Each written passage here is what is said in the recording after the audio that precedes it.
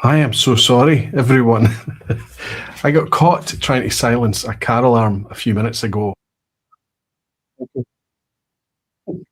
And it's meant that I am very, very uncharacteristically late. I do apologise. I don't think I've ever been late for the vPub. I think maybe a minute or two. Sometimes if there's a guest, a minute or two, but I'm sorry, I was a wee bit stressed on that everyone's waiting. There's no strategy behind it other than the fact that I was distracted. Apologies. Um, anyway, tonight I'm going to be looking at how whiskey has changed in the last decade. The vPub's been going for about 9 or so years, since 2017, but I'm going to go back to 2016, maybe into 2015, and just kind of take that snapshot in time, because I think that despite the massive changes we've seen over whiskey over the last few decades, I think there's been a real almost quickening in the last 10 years. But rather than talk about kind of broad brush scattergun whiskey generally, and even if we just focused on Scotch, it would be quite complex, wouldn't it? I'm going to go over to my favourite wee whiskey spot on the planet, that gorgeous jewel that we have off the west of Scotland, the Hebridean Queen, the island of Islay. And I think that if you look at what's happened on Islay, and if you look at some of the happenings and the dynamics of things that are happening on Islay, you could consider it almost like a microcosm for Scotch whiskey, maybe even wider whiskey. Anyway, that's the loose, kind of ambiguous topic for tonight. I'm going to go through and kind of rank the distilleries, but not in the way you might imagine. I'm going to go through and talk about things that are making the whiskies and the distilleries more curious and interesting for us, the geeks, the enthusiasts, whiskey botherers, the whiskey folk. I'm looking forward to it as always, and I'll see you in a second.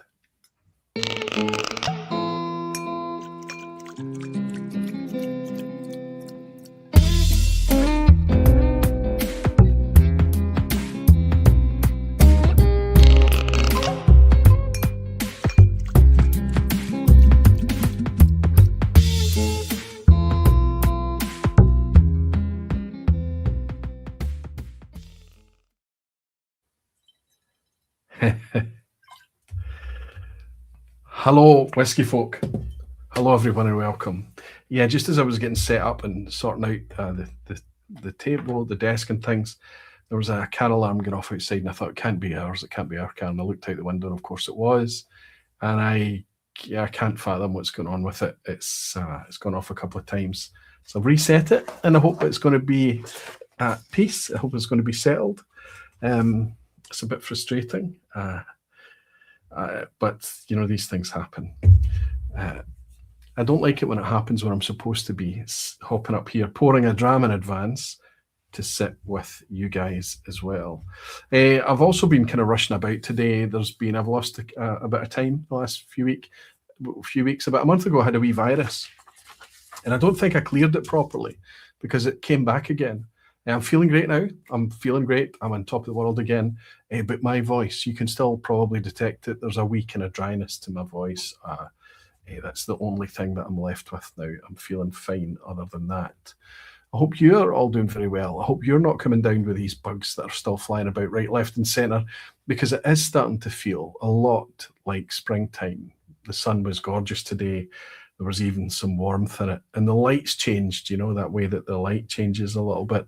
Springtime is definitely on its way, and it can't come quickly enough. Me not being too great over the last few days, though, has meant that I've been away from whiskey for a wee while. The last dram I had was with the Patreon folk, the Guardians, the Barflies and things that hung out with me on Sunday night in the lock-in. I had 3 wee drams with them.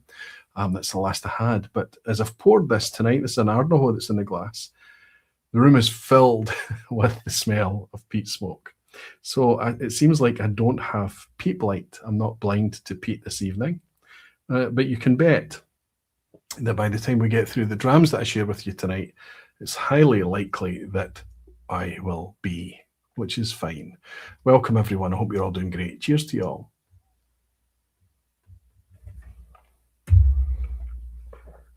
So if there are odd things happening, if I've made mistakes or something, it's because I was a wee bit flustered before I went live. I suppose once in a blue moon, it's going to happen wow, you know, your first whiskey after you've been away for a wee while and not been sipping a lot of whiskey. There's a lot of flavour going on in that. Lovely. It's actually Ardnahoe's inaugural, and I'm enjoying it very much. It's nice to be sharing it with you guys. Let's go back. Before I give you an overview of the topic and everything tonight, and let you just see how we're going to kind of run through things, break down things tonight. It was quite funny, actually. On Sunday night, the lock-in, I was determined, and I told everyone that because I had an early start on the Monday, that never happened in the end. I was going to get everything done in 2 hours. But of course, despite me trying to rapid fire through all the updates, I never quite managed it. That said, it's been a long time since there's been a 2-hour vPub on a Thursday night, and I'm not going to target a 2-hour session tonight. But if I do manage it a bit shorter and I disappear, it's because of the weekend that lies ahead of us. I'm going to talk to you all about that in a wee minute. What a weekend it's going to be. It's promising to be. I hope it's going to be. But I'm really excited for it and looking forward to it. And I'm glad I'm feeling a lot better too. Before we get into all of it, let's say welcome some of you beautiful whiskey folk and dedicated barflies in the lounge. Cheers, everyone.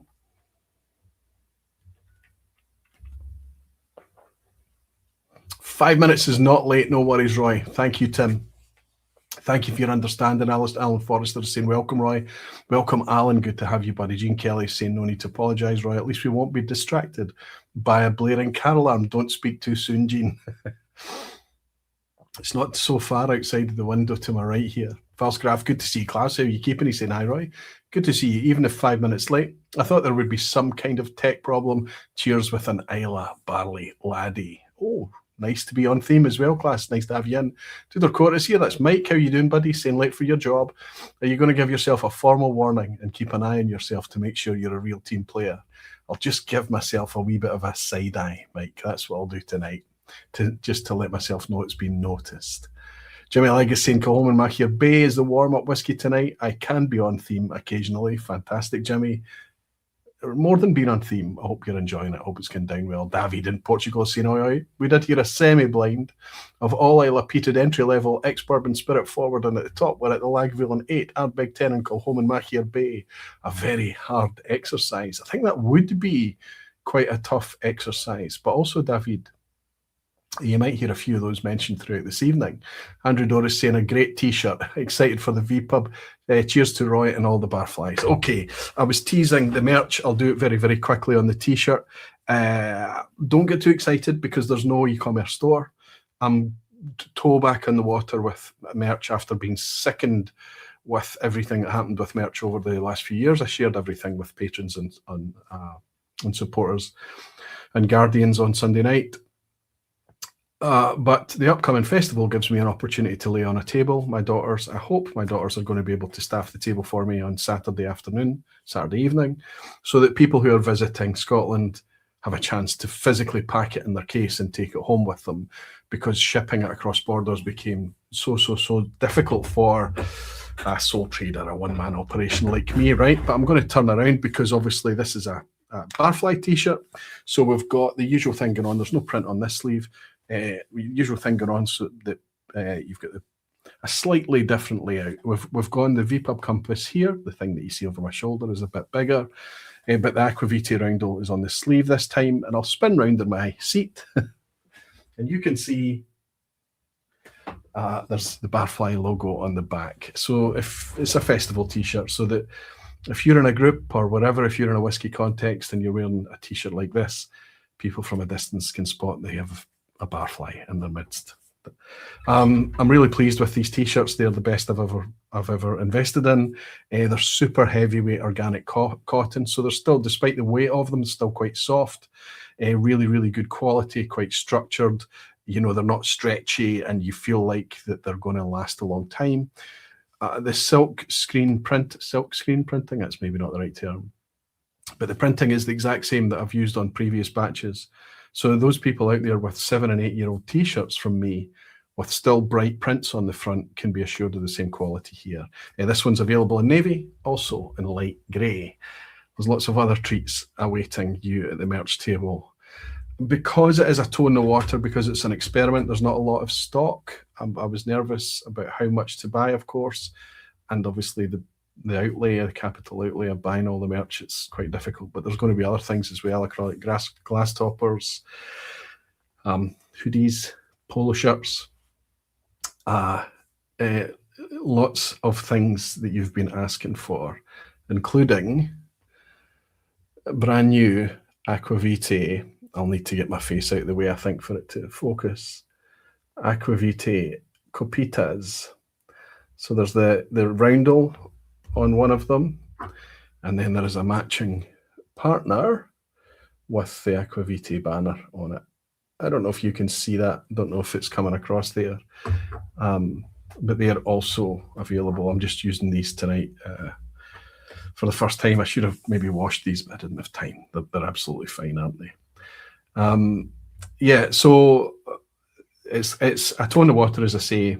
I know a lot of you have already been messaging, loads of people saying, is there any way you can ship? Is there any way you can ship? Give me a little bit of time with it. Let's see how the merch goes down at the festival. Let's see how it's received. Let's see if there's still an appetite for that type of thing. And then let's see how much stock I've got left. Let's see if it's a worthwhile exercise. Let's see if I can talk somebody into helping me organize it, my daughter.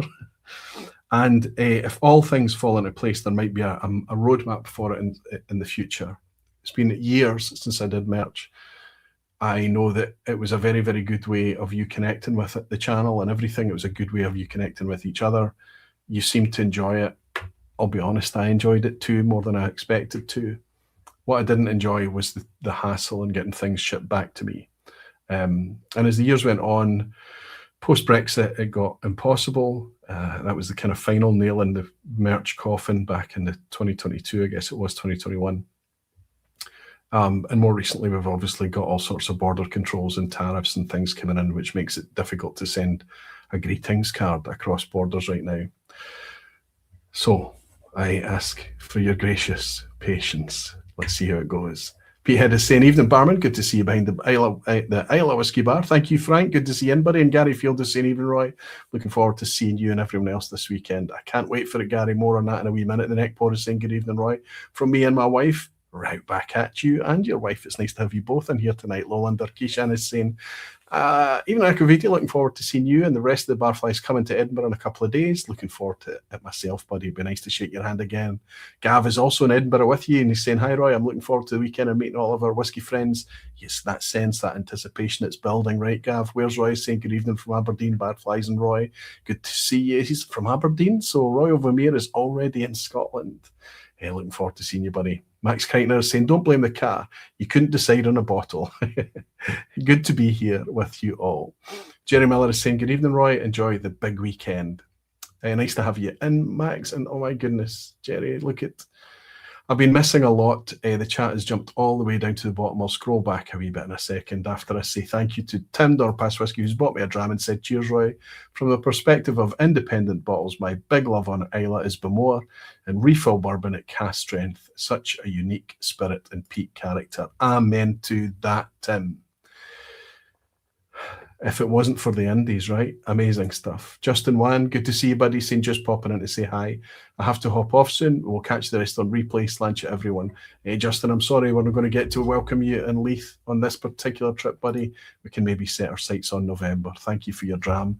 Hey, Justin, I hope to see you soon. And Hoyt, it was not Hoyt. It was Tim, wasn't it? Scroll up a wee bit. Of course it was Tim. Tim and Hoyt, thank you for your drams. Cheers.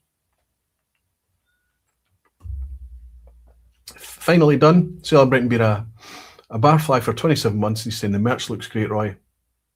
I wish I could get there. There's so many people traveling that if you're active in the Guardian Circle, if you're active in Barfly's page on Facebook, if you're active in my Aquavitae community, there'd be an opportunity for you maybe to reach out and find someone who was traveling and they could maybe mule it back for you.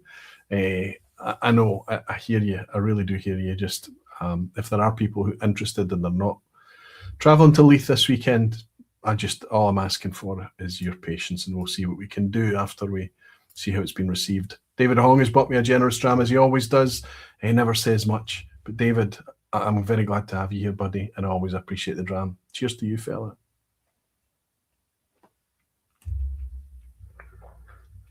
Oh, it's getting nicer sip by sip.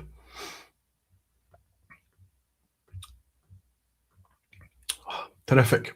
If we scroll up a wee bit, Sandro Fitzolari's in. Chowroy, is that a new t-shirt? Nice. Talisker Parley in the glass. Must see Talisker drinks splendidly at 48.4%. It's actually a decent, nicely balanced little Talisker, that ex-Parley, isn't it?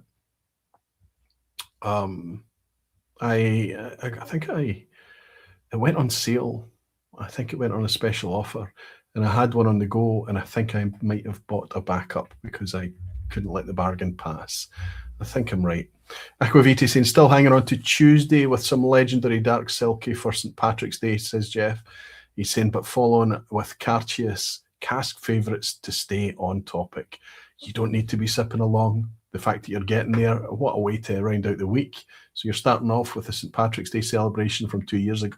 2 days ago, while I was poorly lying in my bed, but moving quickly on to be on theme tonight. Good to have you in, Jeff. I hope you're keeping well. PT Drammer is saying, good evening to Justin, and Andrew Dorr is in saying, if the whiskey thing doesn't work out for you, you can always pursue modelling. I like it, Andrew. Jean Kelly is saying, brilliant merch, Roy. Hope you'll be able to, hoping to be able to land some during Glasgow Whisky Festival weekend. That's another way of doing it, when people are travelling, pre-orders and things. Even if I don't have a table at a festival, we could make it work. Will it be cash only or card payment? Hoping for both, Helen. Cash, obviously, if there's no signal there. But if it's the cash machine, the card machine should connect up to the mobile network and work quite well, we hope. Ginger Genius is saying, good evening, Roy and all the barflies.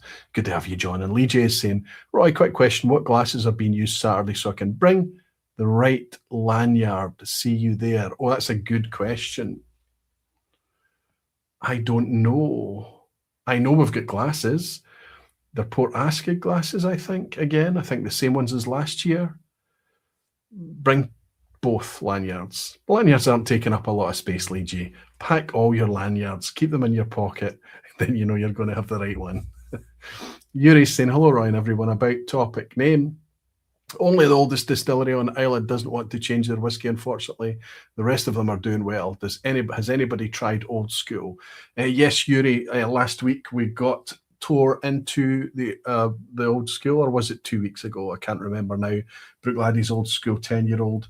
I found it really tasty. We might get a chance to have another wee sip tonight, not sure. I've got another wee Bruichladdich I would like to uncork. I would really like to uncork. Mike is saying, I'm missing out on your merch. This is the saddest news I've heard all week. Jealous of those going to be at the festival now. Mike, we make different arrangements for family, my friend. If there's anything specific that you're after, if it does not survive the weekend of the festival, I'll make some special arrangements just for you, fella. Darren Agger, I never know how you pronounce your surname, Darren. Darren Agger, let's go for it. Anyway, hoping to see you soon. Can't wait for the festival, he's saying. Learned some lessons from Glasgow Whisky Festival and will spend more time meeting people than chasing drams. It's the way to do it. Balance is the thing that is going to upset everyone, and we never manage it. We either go too much in on the whiskey, too much in on the chitty chat. It's nice when you get a festival where you feel like you've had a perfect balance, you've made it round most of the tables, and you've still seen loads of people. But it's a challenge, Darren. Jumps again. Lee J is saying, just lanyards then, leaves plenty of room for merch and bottles to bring back. Fantastic, buddy. And Taylor actually is saying, tuning in and staying on topic, double time, your Ardnahoe 6-year-old. Oh, yeah, beauty. It's over my shoulder here. I was thinking about pouring it tonight. I went for the inaugural to kind of not to be talking less about my product. The good news is the Smögen is in the country. Where is it? Where's my wee bottle? Where is it? Here we go. This is the prototype. This is not an original bottle. It's the right liquid in it, but this is as it was vatted, first vatted. But it's a wee prototype from Percaldenby. It's a one of one. So this will be 90% sure. We are 90% sure you'll be able to try this at the festival at the weekend. So excited to share it with you. So excited to try it myself. I can't believe it's here. It's made it to Scotland. It's in stock. We'll be releasing publicly from Tuesday next week. It'll go out to Guardians first on this 2 p.m. And then on Wednesday, it'll go to Evangelists, Disciples on Thursday, and Friday, Drambassadors, Saturday. The rest of the community, the wider community, public sale from the week after. The 30th of March, it'll go on public sale. Please relax about this also. There is plenty of this whiskey. Look, I'll be honest with you. When it's a single cask and we've only managed to get 220 bottles or something, then I'm going to say exactly that's the case. And advise everyone that there's a good chance that's going to run out. I might suffer from this tonight. The virus has not left the building completely. It might not make it into the lower tiers. But that's not been the case with, I think the last one that had that issue was a way back Daft Mill. Ardnahoe, there were 700 bottles. Glasgow, 550 bottles, still some of which are still in stock. The Macallan, the virtual malt, I think there's maybe 4 or 5 or 6 bottles still in stock now. So we've been making these outturns as big as they can possibly be to make sure that there's enough to go around. The Smögen, we're looking at 500, and I can't remember the exact number, but it's over 500 bottles of Smögen as well. Don't worry about it. You'll get to try it at the festival if you're there. You won't, if you're not able to try it, you'll get lots and lots and lots of feedback through other barflies and things who tried it at the festival. You'll be able to work out if it's for you. I'm so excited for it because we talk about rare liquids. But when we talk about Smögen, it's rare anyway. When we talk about lightly peated, Golden Promise Smögen at 10 years old, floor malted, it is literally one of the most scarce liquids I've ever happened across. The fact that I'm able to release a bottling of it is really quite exceptional. I'm really excited. Jeremy Legg is saying 550 CL bottles you should mention. Absolutely. This is from 3/4 casks. So 300 and something litre casks. I'm going to take a wee bit of whiskey to see if it's going to help my throat a wee bit. And they are bottled in 50 CLs. All Smögens are. Cheers.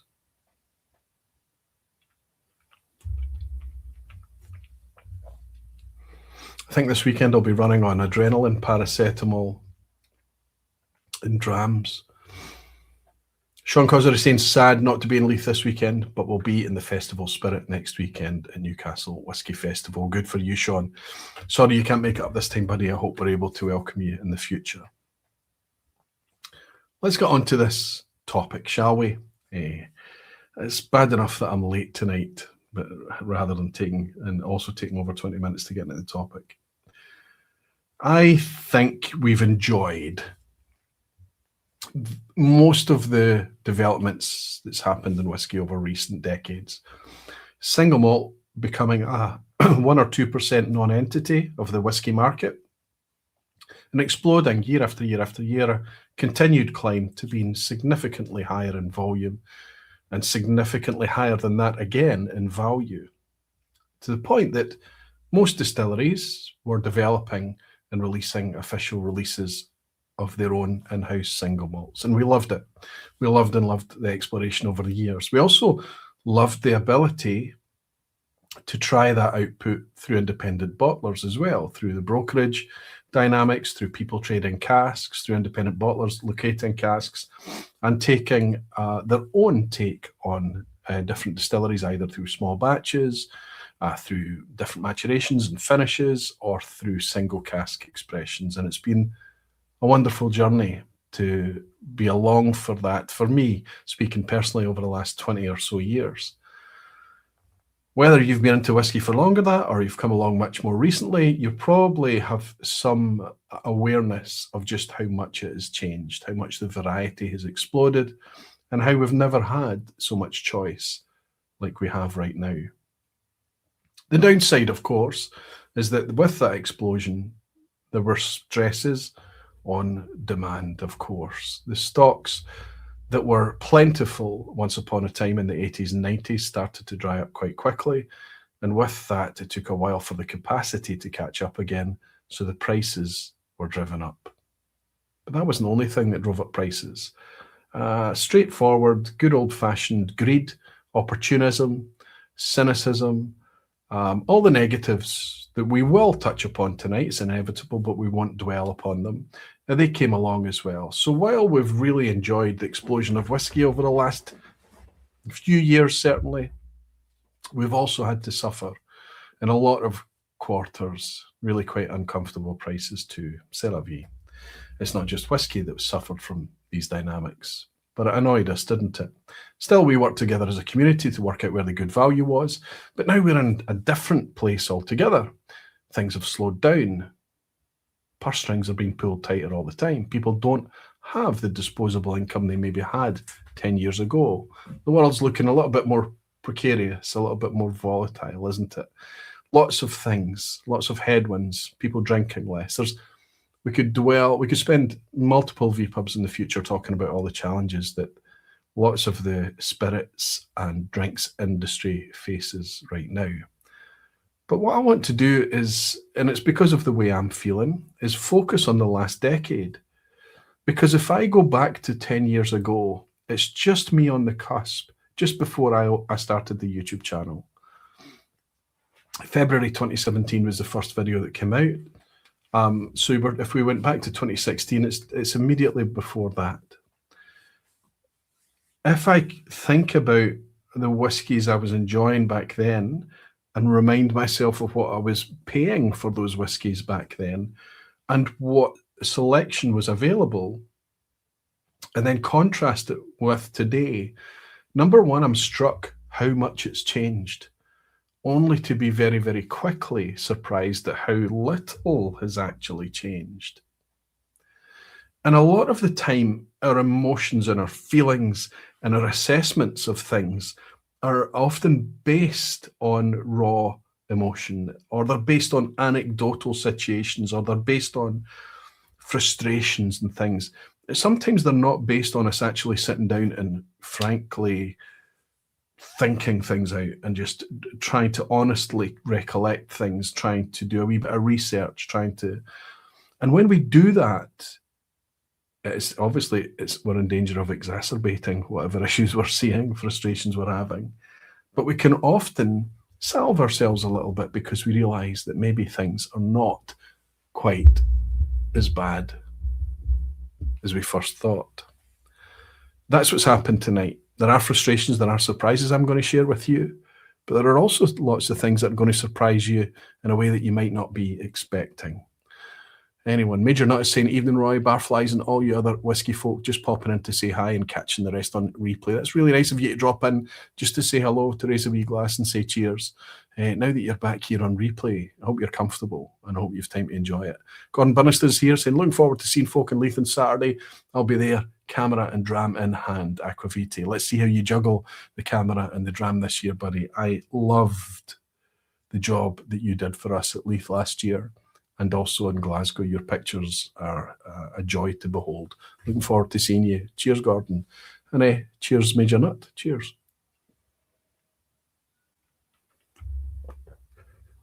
Here's how we're going to do this tonight, because I genuinely feel that if we just focus on Islay, I love the island. I love the distilleries. Every single distillery that's currently on Islay that I've visited. I've yet to visit Lagan Bay, I've yet to visit Port Ellen, and I've yet to visit the still under construction Portnatroon. I defy anyone to go to Islay and spend a decent amount of time on Islay and not come away with a love for the island, for the place, for the towns, for the countryside, for the whiskey, for the people, for all of it. It just gets under your skin, and it's a difficult thing to shake.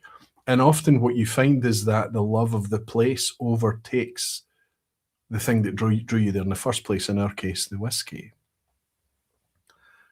You find a way to love the distilleries, but you can still find yourself frustrated at the output from the distilleries, not because of the whiskey they make, but because of the whiskey that they choose to release as a bottled end product because of the quality, because of the presentation, because of the clumsiness, because of the price, whatever it may be.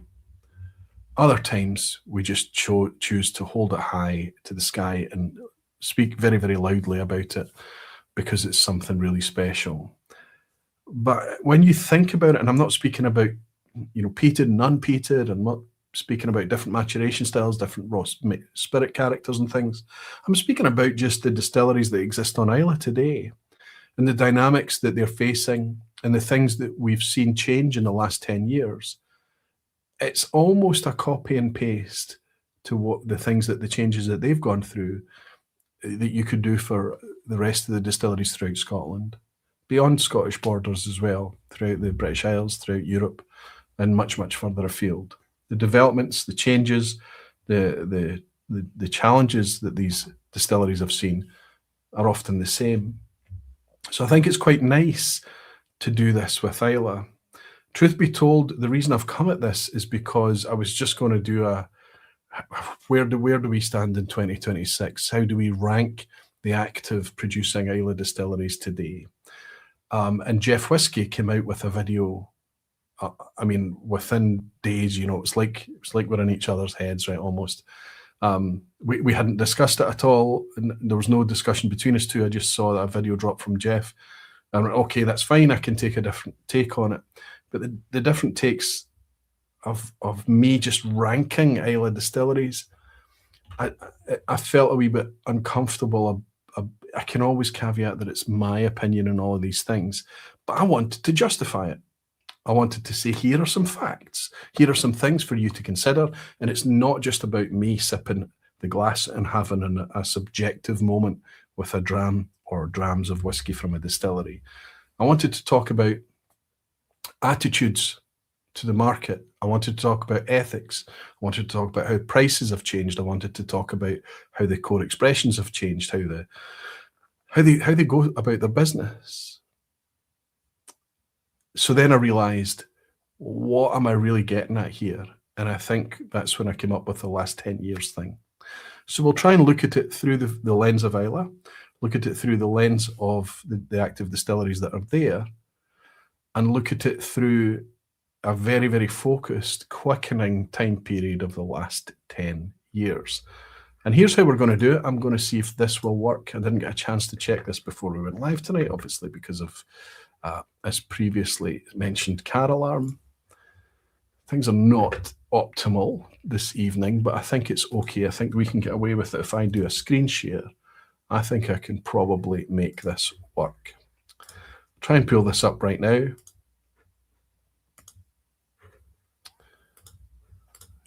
I think this will work. Yep, good. That's not terrible. So I'm going to use this template for all of the 9 active Islay distilleries right now. And it's kind of going to be ranking them, but I'll go through them and justify why I've put them in 9th through to 1st place. I hope that makes sense. So I'll come up with a distillery name, we'll stick a wee logo in there, and we'll list what available releases we could pick up and at what prices, roughly speaking, back in 2016. Now, when I'm talking about prices in 2016, this is either because I've recorded those prices, you might remember, and recycled reviews and things like that. There's a spreadsheet that goes along with it that used to share the prices and things. But also, you just remember what prices you were paying for things. It's not always easy to reliably pick up research online when you go back. You can do it sometimes. So generally speaking, this will be maybe not MSRP all the time, but the prices I was able to pick up on whatever core expressions existed back in the day. And then what we'll do is we'll compare that to today's prices. We'll give a green price if they've actually kept it quite fair. An amber price if it's not too high in terms of price, if it's still reasonably within reach and it's not absurd. And obviously we'll give it a red warning price if it is seen to be a greedy price increase. How am I coming up with these? Well, I've gone into the Bank of England inflation calculator. And if you look at a £45 price tag in 2016, and you apply the ridiculous 38.5% inflation that we've seen in the British Isles over the course of that decade, 38.5%, you could work out that it should be about 62 to £62.50. So that middle price point that I've got up here, £45, if that is at 55, that suggests that should actually be green.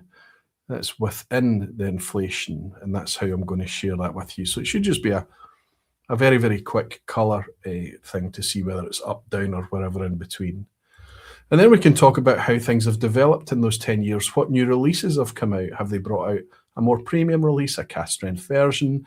Have they extended? Have they discontinued? And at what prices have these new products come out at? Have they come out in line with the rest of the core range, or have they used these new releases as a bit of a cash grab and opportunistic ways to make a bit more money?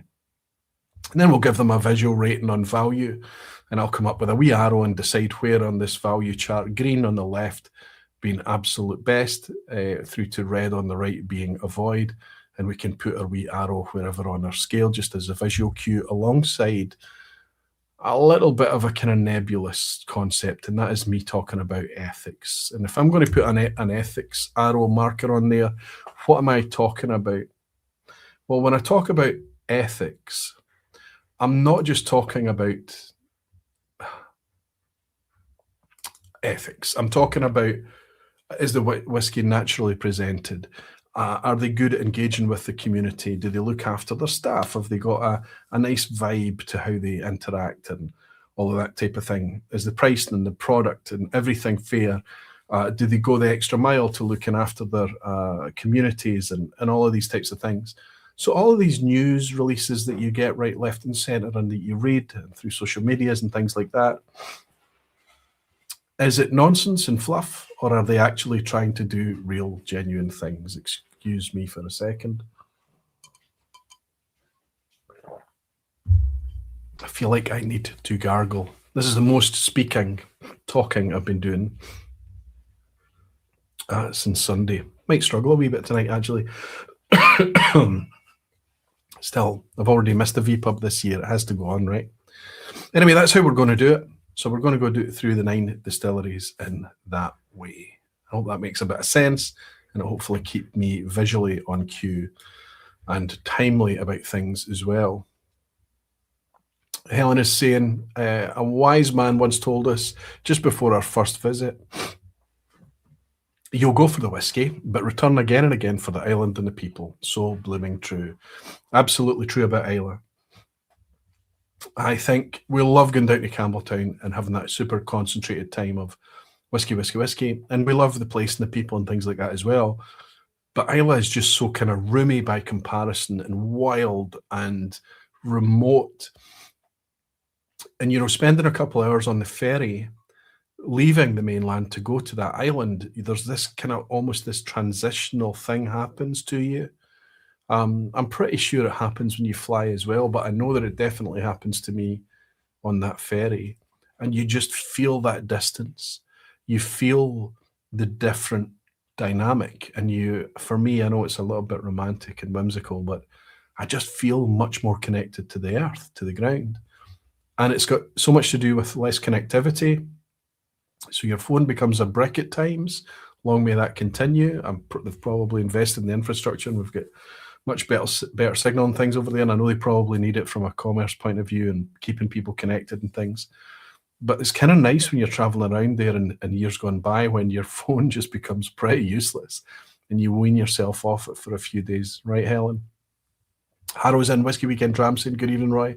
Good to welcome you, buddy. And Jimmy Legg is saying, this seems like more work than the merch. Your fingers will be down to the bone. The merch has been getting worked on for weeks and weeks now. These slides and things like that have just been doing piecemeal over the last few days. It's not too much work, Jimmy, honestly. The more work goes into the thinking than the laying out, I think. Would that be right? Anyway, let's kick things off, because if you're going to make a list and something's going to come at the top of that list, it means that there's something going to have to be at the bottom of that list. So I ask you right now, type in here Which of the 9 active distilleries on Islay do you think I'm going to put bottom of the list? Bottom of the list based on where we are in 2026. Bottom of the list based on developments from that distillery over the last 10 years. Which distillery is going to come last? Because then it's not just me saying this is the one that's done the least of interest for us. This is the community. This is consensus. This is people saying we are not happy with the output from this distillery. That is, if we get that consensus from you. If I match with the slide that I'm going to put up there and say this is distillery, it's sitting at position number 9, if it matches what you say, let's see what the crowd says. Low under Scotland, Annabelle. Good to see Annabelle. Good to have you in. Clitzt. Good to see you, Clitzt, and Kyle Taylor, and Jeffrey Bangers all in tonight. Barry Coleman, AWG 317. So many of you in. That's the first time, I think, maybe the first time AWG that I've welcomed you in. All of you shouting Bowmore. Jan Sietse. Jan, I hope I'm not making too much of a mess of your name, my friend. Nice to have you here, all saying Bowmore. Bowman 1999, Rob is saying Bowmore. Mikey is in saying Bowless. Absolutely, Mikey. Shane Brogan, Jerry Miller, David, P.T. Drammer. Let me just count now. Bowmore. There must be 30 of you all screaming Bowmore. And I can't see, it's not like some people are saying a few other distilleries to throw into the mix that could be last. I think it's pretty obvious that we're talking about Islay's oldest distillery, which is, of course, sorry, I was going to tell you that's the position. I'll tell you the position, and then my overall summary, whether it's up, in the middle, or down, but you can work that out. It is, of course, position number 9, Bowmore, on the island of Islay. I'll take you through this slide before I hold up a wee bottle as an example here. I don't want to spend tonight shouting and screaming, and I don't want anybody to feel like I'm picking on a distillery, because I'm not picking on a distillery. I'm picking on Beam Suntory. I'm picking on the people that make the whiskey at Bowmore know what they make and know what their whiskey tastes like. And then when they buy a bottle from a shop and they taste what comes out of that bottle, it is not representative at all. We know that to be the case. Why? Because occasionally Bowmore do release much more higher quality, purer expressions. Occasionally we're able to enjoy this liquid, this miraculous liquid that is made at this miraculous distillery from the 18th century from independent bottlers. And it's wonderful. The distillate is wonderful. Let me tell you a tale of me being at a tasting at the Old and Rare Show in Glasgow in maybe around 2016. It could be 2016, maybe 2017, of that era. And I was at a masterclass, and it was being hosted by Sukhinder Singh. And he was sharing a Bowmore with us. And a chatter started to happen. This is going back 10 years in the room about the quality of the output from official Bowmores at that time. And Sukhinder said at that time, stick with it. Watch Bowmore. It will come back to us. What's happening today is not what's going to happen tomorrow. Well, he was right about it changing, but he was wrong about it coming back to us. Or let's say he's not been proven right yet. I think the Bowmore that we're enjoying today, and I have to caveat, it's just gone through a rebrand in 2025, but the output in the last year or two from Bowmore is, in my opinion, official bottlings, especially the 43% offerings, is the worst it's ever been. There's a Bowmore, an official release from Bowmore that you can still pick up in shops in the UK. I think it's called Number 1 or a Vaults edition. It's not, don't get it confused with the Atlantic Sea Salt Vaults edition one.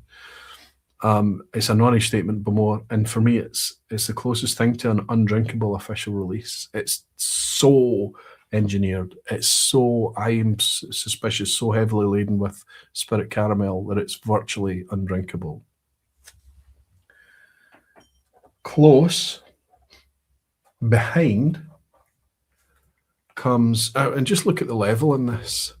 I opened this bottle for, the top 10 best-selling whiskies. There's dust on that. I don't know if you can see the dust on the bottle, but I've taken probably 1 or 2 small drams out of this and never gone back. I feel bad dirtying one of my brand new Glencairn Capitas to put it in the glass. But let's see if things have changed. Look, half a teaspoon. I mean, it noses okay.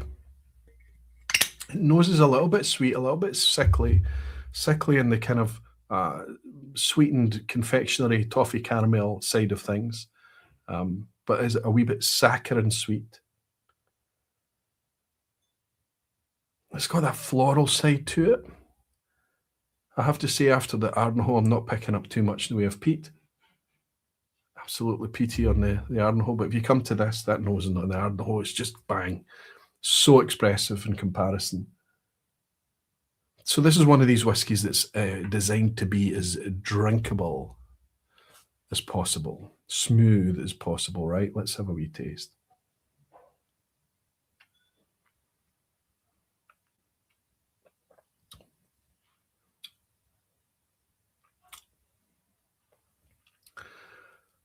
I mean, it's bitter on the finish. If this is the type of whiskey that I tried when I was coming to whiskey and getting into whiskey, and that was Bowmore back 15 years ago. I was loving Bowmore and Bowmore 12 as well. This would have been off-putting to me. I am absolutely convinced of that. I feel like this is overuse of spirit caramel. I feel like it's overuse of chill filtration. I feel like it's heavy use of casks and finishing, or whatever it is. I think it's just this whole big engineered mess coming together. And that's why that level is there. That's why I've never, ever gone back to it. Frank has bought me a dram. It looks like the message has been deleted for a reason. I don't know if there was a typo in it or whatever. Frank, thank you very much for the dram. I know that Helen will let me know what the issue is with the. She'll hopefully let you know as well. Thank you, buddy. Rob Halford is saying, always find on these supermarket whiskies that the nose is much better than the palate.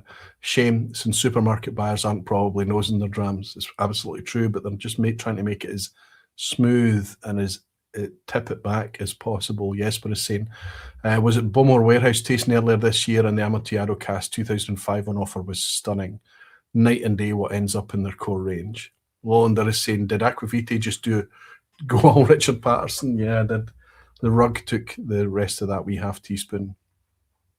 Peter is saying, bitter. I think the E150 is out of date. You need to try E150 once in your life. You'll never do it twice. The Whiskey Weekend Drama is saying, Bowmore 9-year-old Sherry Cask did not enjoy that bottle. Aquavitae, yes. I prefer something like VAT 69. Quite a difference, right? Quite a difference. Anyway, let me try and justify this to you. I'll bring us back up on screen. Sorry for the wee Sukinder anecdote distraction there. But let's look at the prices today. £32 for the 12-year-old around a decade ago. And of course, the MSRP is going to be a lot higher sometimes with these prices I'm sharing. I was regularly able to pick up Bowmore 12-year-old back then at £25 a bottle when it was on special offer. But it was usually in the early 30s. Today, believe it or not, despite 38.5% inflation over that time period, it's only £38. So they're cutting corners somewhere. There's an argument that obviously with the pressures on the business in order to keep up and sell volume as well as selling the premium stuff, they have to keep the prices very competitive. Listen, I understand all of this. I'm not looking at all of those dynamics. I'm here as a whiskey fan and somebody who's a flavour chaser. And for me, it's a bit of a letdown. So what I would be suggesting is that £38 is probably too cheap. 50 in order for the quality to get better, of course. The 15-year-old today, lots of places have got it cheaper than 80. Some places are a bit more expensive, but we can see that that's a huge jump in price. Now, back in the day, the 15-year-old was something called the darkest. They don't have it that version anymore. They've called it something different. And they've gone through multiple rebrands in a short space of time. But look at the price jump for the 18-year-old. More than double. More than double. And they're not the worst offenders, believe me. How have they gone for developing new products?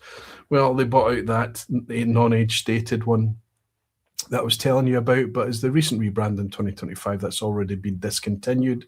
Good riddance to it. It was absolutely terrible. It was worse than the 12.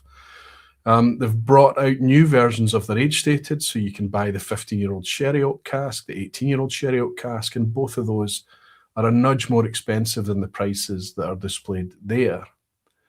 Overall, the Bowmore rebrands and product development over the last decade has been meh at best. Nothing to make us sit up and pay a wee bit more attention. There has been one or two highlights. Some Fischel releases have been absolutely fantastic.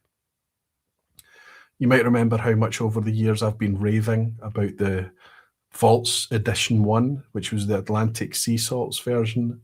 Love it. So pure. Such an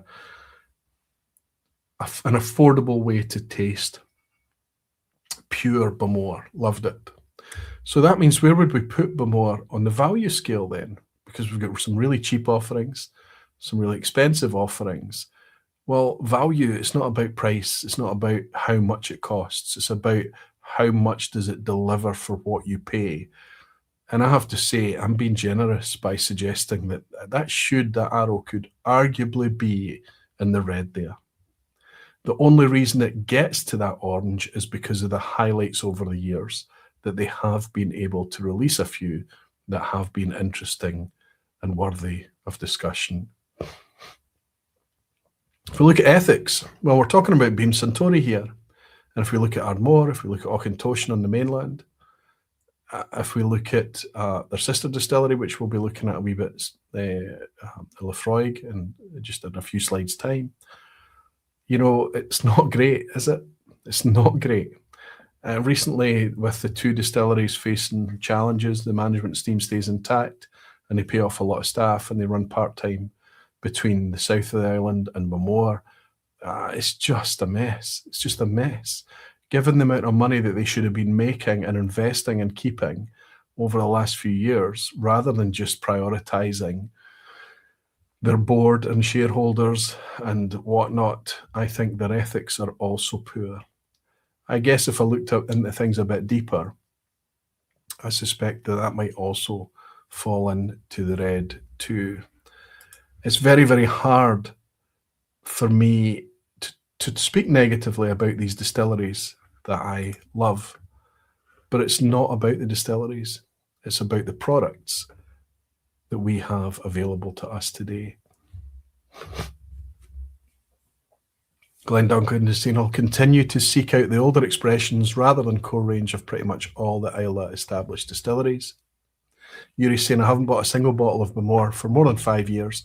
Couldn't agree more with you, Roy. Is consensus. Jimmy Legg is saying, as you often say, it's cheaper to not chill filter and add caramel.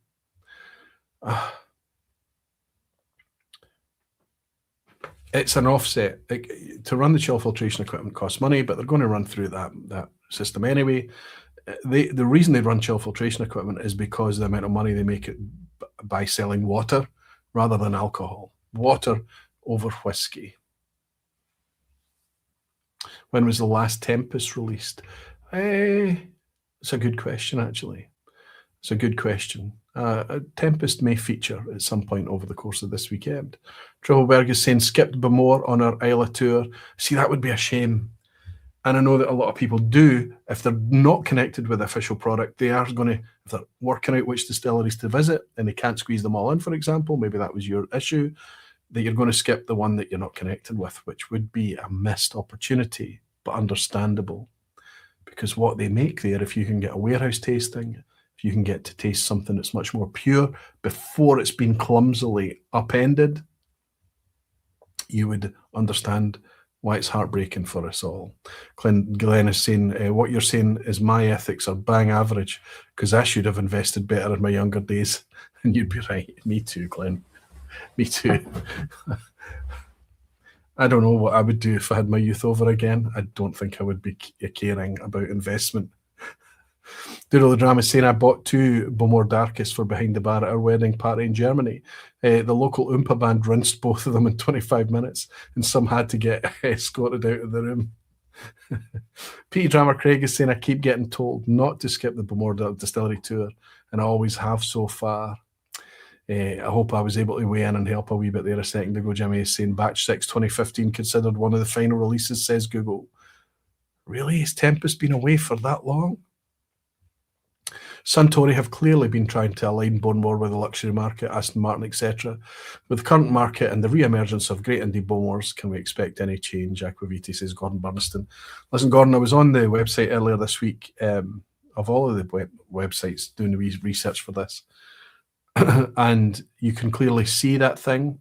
There's much less Aston Martin branding and things on there, but they've still got the really, really high-end, expensive releases and things.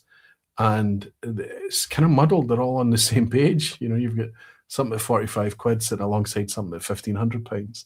You have a wee look at the website. It's just wild. John Ginger Genius is saying the warehouse tasting is well worth it. And it shows you what they're capable of. What they're capable of making, not bottling, right, John? Aquaviti says, class, there is a school of thought that the bitterness also comes from the fast addition of much water. Absolutely, it's true. When you're diluting whiskey, you have to be super careful about how you do that. But most of these bottling plants, they've been doing it for so long now that they've got all the apparatus and protocols and procedures in place not to fracture the whiskey. Ian Bruce is saying good morning or good evening, afternoon for those further north. Good to see you, Ian. Good to have you, buddy. He said, I have a Bowmore 15 Aston Martin and a gifted 12-year-old original bottling, fish bottling, sorry. Just never fancied opening either. Feel it's a shame for a historic brand. I suspect you might enjoy that 15-year-old Aston Martin.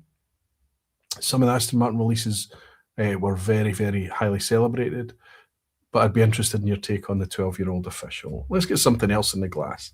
In fact, let's move into the distillery that's next. What have I done with my screen? I seem to have suddenly broken it. Okay, no, I've got it back. Let's get something else in the glass in preparation for what I'm going to speak about next. I think what I'm actually going to do is do a comparison because it's very, very interesting. Here's a bottle. Did I grab it? Yes, I did. Here's a bottle that we're quite sweet on. Here's a wee 8-year-old from Lagavulin. A 48% ABV, this one. I know that it's supposed to be coloured and chill filtered, despite the fact it's 48 and all of that, but I don't think so. I think if they do chill filter this, it's with a very light touch. And I think if they do colour it, it's also a very, very light touch because the whiskey is very pale.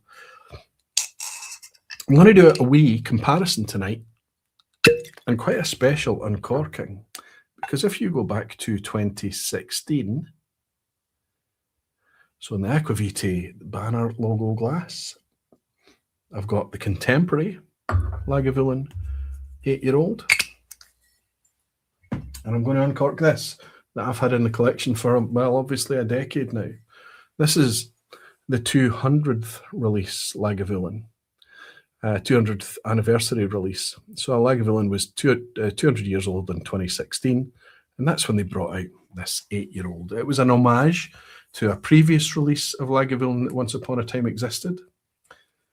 And I think it even talks about Alfred Bernard on this. We journeyed through the village of Lagavulin, the mill in the valley, or the mill in the hollow, is it? And no prettier or more romantic spot could have been crossing for a distillery. We tasted some 8-year-old before starting, which was exceptionally fine. Apologies for that's not how I normally read. It's because I'm the age that I'm at, and that text on that bottle is very, very, very small. So you can see that it's back in the day when they still had this kind of strap label underneath the foil seal. But I'm going to get this open, and we're going to do a wee comparison for you tonight, side by side. Because this bookends this bottle and the bottle I've just poured exactly the time frame that we're talking about. Let's be careful with this cork. Uh-oh, we do have a problem. No, we're okay. We're okay. There was the paper. It's been stored upright in a cool place. The lights in the cabinet are only LED. Oh no, we want to use a different logo so we don't get confused. Here we go, wee round logo on this one. I'm good at plugging the merch, right? And put it side by side. Because the chatter at the time is that when they followed it up with the non-anniversary edition 200 year marked bottle, that people said that the quality had dropped off. Let's see if we can detect any change tonight. This is the contemporary one here. And this is the 10-year-old bottle.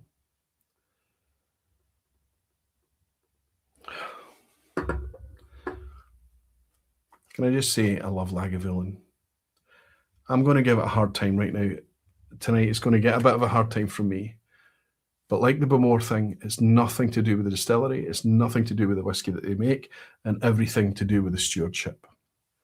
Because when I nose that right now, it's just gorgeous. It's got this lemony icing sugar, limoncello, blast of cold, sooty peat smoke.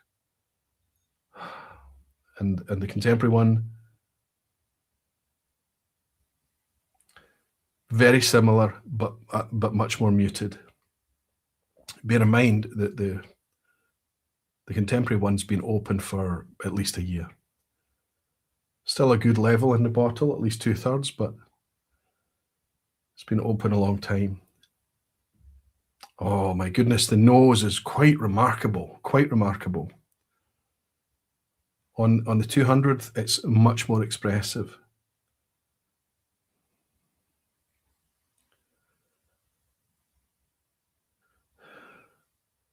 A nice distant kind of outdoor vibe, grassiness, that type of thing too.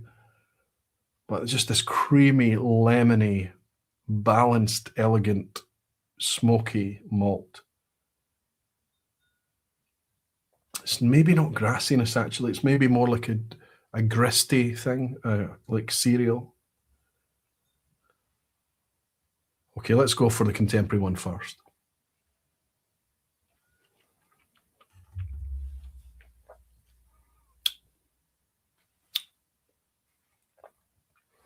It's elegant, nicely poised.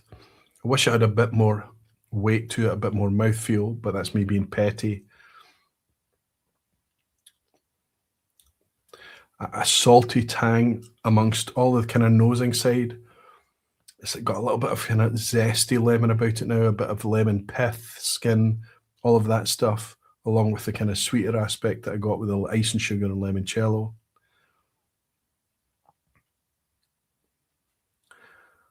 There is sweetness here, but it's not what you would call a sweet whiskey, not in the sense that it's cloying in any way, but it's just got a kind of nice white powder sugar sweet thing going on. Let's go with the brand new, just opened 200th anniversary bottling. I should have checked if there's any value to that now, actually, but I don't think there is. I think you can pick up plenty. There was plenty at the time.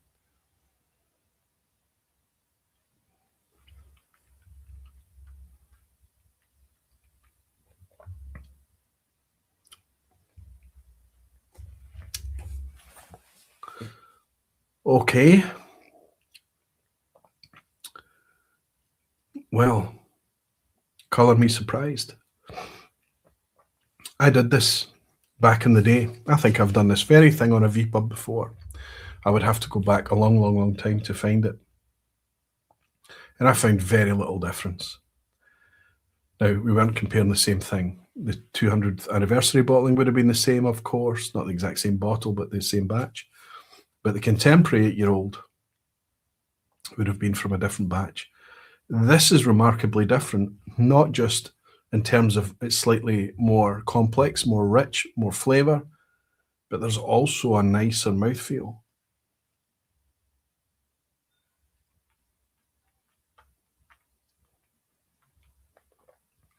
I think you'd be stretched to call it fat or oily, but there's a silkiness to it.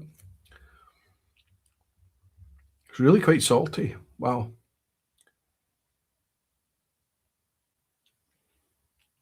Mm.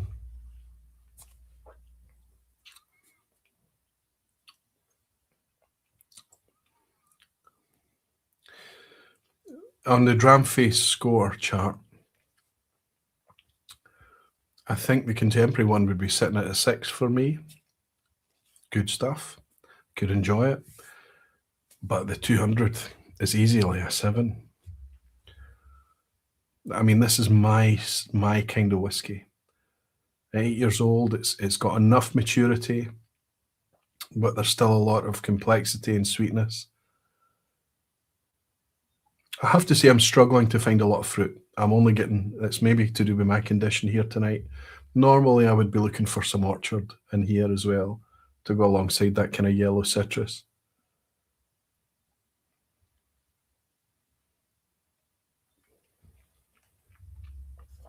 Maybe some unripe pear, that type of thing. But I know what's going to happen tonight. One of these will get finished. The other one will not. And you know which one is going to be that gets finished. So I think you know where I'm going with this. We are, of course, talking about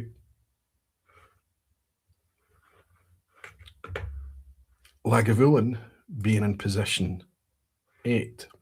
So if we finish off what we're talking about, Bowmore, sorry I didn't finish it. Of course, Bowmore is languishing down at number 9, and I think it's gone backwards in the last 10 years. But there's not much more positive I can say about the state of Lagavulin. The current offerings are much better quality than Bowmore. It's not even comparable.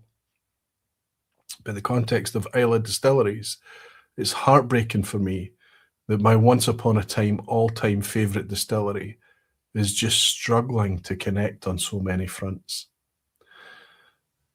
A decade ago, the 8-year-old was launched. Now, I know that the initial launch price came out a wee bit higher, but you were quite quickly able to wait a wee while and you were picking it up in and about close to £40, maybe just a nudge above £40. I think I picked up both of mine at 48. I bought 2, of which one I kept, which is the one I've just opened for you now. But there were pals and things getting them a bit cheaper, a bit further down the line. The 16-year-old back then was 45. Some places it was into the 50s. The cheapest place to get it back then, I remember buying my Lagavulin at £32 a bottle at Costco. Obviously, that's ex-VAT. Back then, it was, I can't remember if it was 20% VAT or 17.5. But even at 20% VAT on top, it was still less than £40. So I've put down an arbitrary average of 45 for Lagavulin 16 back in the day. And the 12-year-old cask strength, I think the last time I bought the cask strength when it dropped was at £75 because that one came out at 90 and I think the jump was £15 and I took a huff at that jump. It wasn't until the 2017 appeared and I found myself in love with Lagavulin and I was paying £90 for the 2017 edition. But back in 2015, 2016, we were at 75. If my memory serves, of course. Where are we today? Well, the 8-year-old is remarkably fairly priced and certainly well within that span of, 38.5% expected inflation. The 16-year-old today is all over the place. The prices are all over the place. It's the whiskey that's permanently on sale, right? Nobody's ever going to pay retail for that because they just spend a bit of time. If you're in a market where you can do so, you just look online and pick it up at the cheapest price. Earlier this week, I found it for 68, 67 pounds, that kind of order, but the average price was about 76. I think the retail for it is 84, 85. That's the recommended retail. And the 12-year-old today, of course, is a ridiculous £155. So again, more than doubled. So we can see that there's been some silly shenanigans happening in price. But I have to say, see, when you look back at the 16-year-old, especially that Costco price of £32 plus VAT, but picking it up in supermarkets for £38, £39, it was probably a little bit undersold back then. I think a fair price for that today would be in the 50s. But it's gone a bit silly, and it happened overnight as well, didn't it? So what have Lagavulin done in those years? What products have they developed? Well, they've been all over the place. In fact, even looking on their website, which is not exhaustive by any stretch of the imagination, looking on Whisky Base or whatever, official bottlings, it's difficult to keep up. There's been Offerman editions, there's been Game of Thrones editions, there's been all sorts of different takes annually on the 12-year-old cask strength. More recently, they've just brought out an 11-year-old Sweet Peat. I don't think it's available in our market yet. I think it's an American release right now, or other countries in the world. Literally a sweet take on Lagavulin. There's a Dramface review went out this week for it if you're interested. But generally, a bit like Bowmore, it's just left me a little bit cold, thinking, meh. So if I was to pitch Lagavulin on the value spectrum, it's quite complex, isn't it? Because it is arguably not terrible value for the 8 and even the 16. But when you consider the engagement you're getting out of the 16, what you used to be able to pick it up for, it's hard. We feel a wee bit let down and betrayed. The 12-year-old cask strength and lots of other releases from Lagavulin make it very, very easy to put it very, very low in the scale. And in terms of ethics, well, I'm sorry, they just can't do much better there either.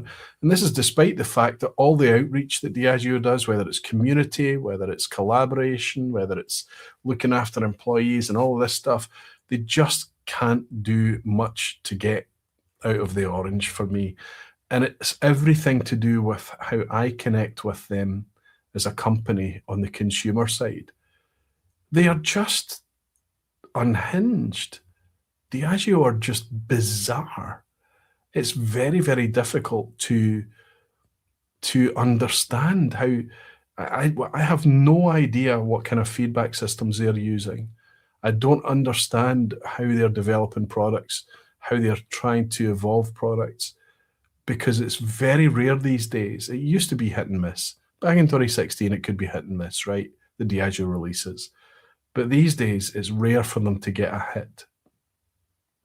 That's why they're down in position, number 8, second from bottom for me. Heartbreaking. I know that you know that that's heartbreaking for me to say, because a lot of you have been around here long enough to know how much I love it. And that means that, like Bowmore, I think in the last decade, they've been on a downward spiral. What say you? Am I being too harsh? It is going to get more positive tonight. It's inevitably going to get more positives if we climb the scale.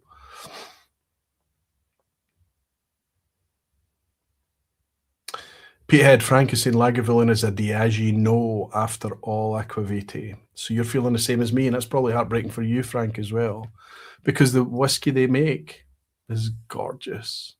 Vandergulk is saying, have fun at Leith, everyone. Hope you have an amazing time. Vandergulk, I don't know, maybe it looks like you're in the Netherlands with Frank. It's nice to have you in here, and thanks for the kind wishes for the weekend. David is saying, I've heard somewhere that there is a planned rebranding of a bottle that we all have as iconic and beautiful. Lagavulin 16, is that true? I like this. Is it like the Laphroaig small detail clean, or more like HP? I would say it's absolutely an evolution that's not needed. I'll wait until I hold it in my hand. I think they've changed the bottle a little bit as well as the labeling, added a bit more color, made things a bit more contemporary, a bit more bold. They have kept some of the original design elements. I'm a bit gutted because I think Lagavulin 16 is the most beautiful bottle in existence. Aesthetically, it's just perfect Scotch whisky for me. But I'll wait until I have the new branding in my hand. Annabella's saying, I tried the Offerman Guinness cask 11 year, higher ABV, yeah, it was good, but I wouldn't go crazy at auction for it. Jesper is saying the pricing of the Fishio bottlings is well off as well. I really don't get it.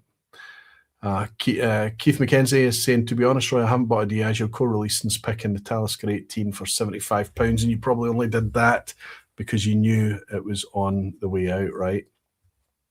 Everyone is saying, good to see you. Chris is saying, I hope malt makes corporate bottom lines have taken over. Yeah, and shitification is everywhere, Chris, right? We're suffering on whiskey as well, but we don't need to participate. We have a choice. Bowmore is saying, you're not being harsh, Aquavite. And Jimmy Legg is saying, I haven't bought a bottle of Lagavulin for 10 years, and if that tells you anything. John Ginger Genius is saying, I think you're spot on so far. And the class is saying, I said it earlier, I've only had Lagavulin after they became what they now are. I have no attachment to the distillery, not had an indie yet, though. I think a nice one right now is the Jane Street class. You're in Germany, you should get that.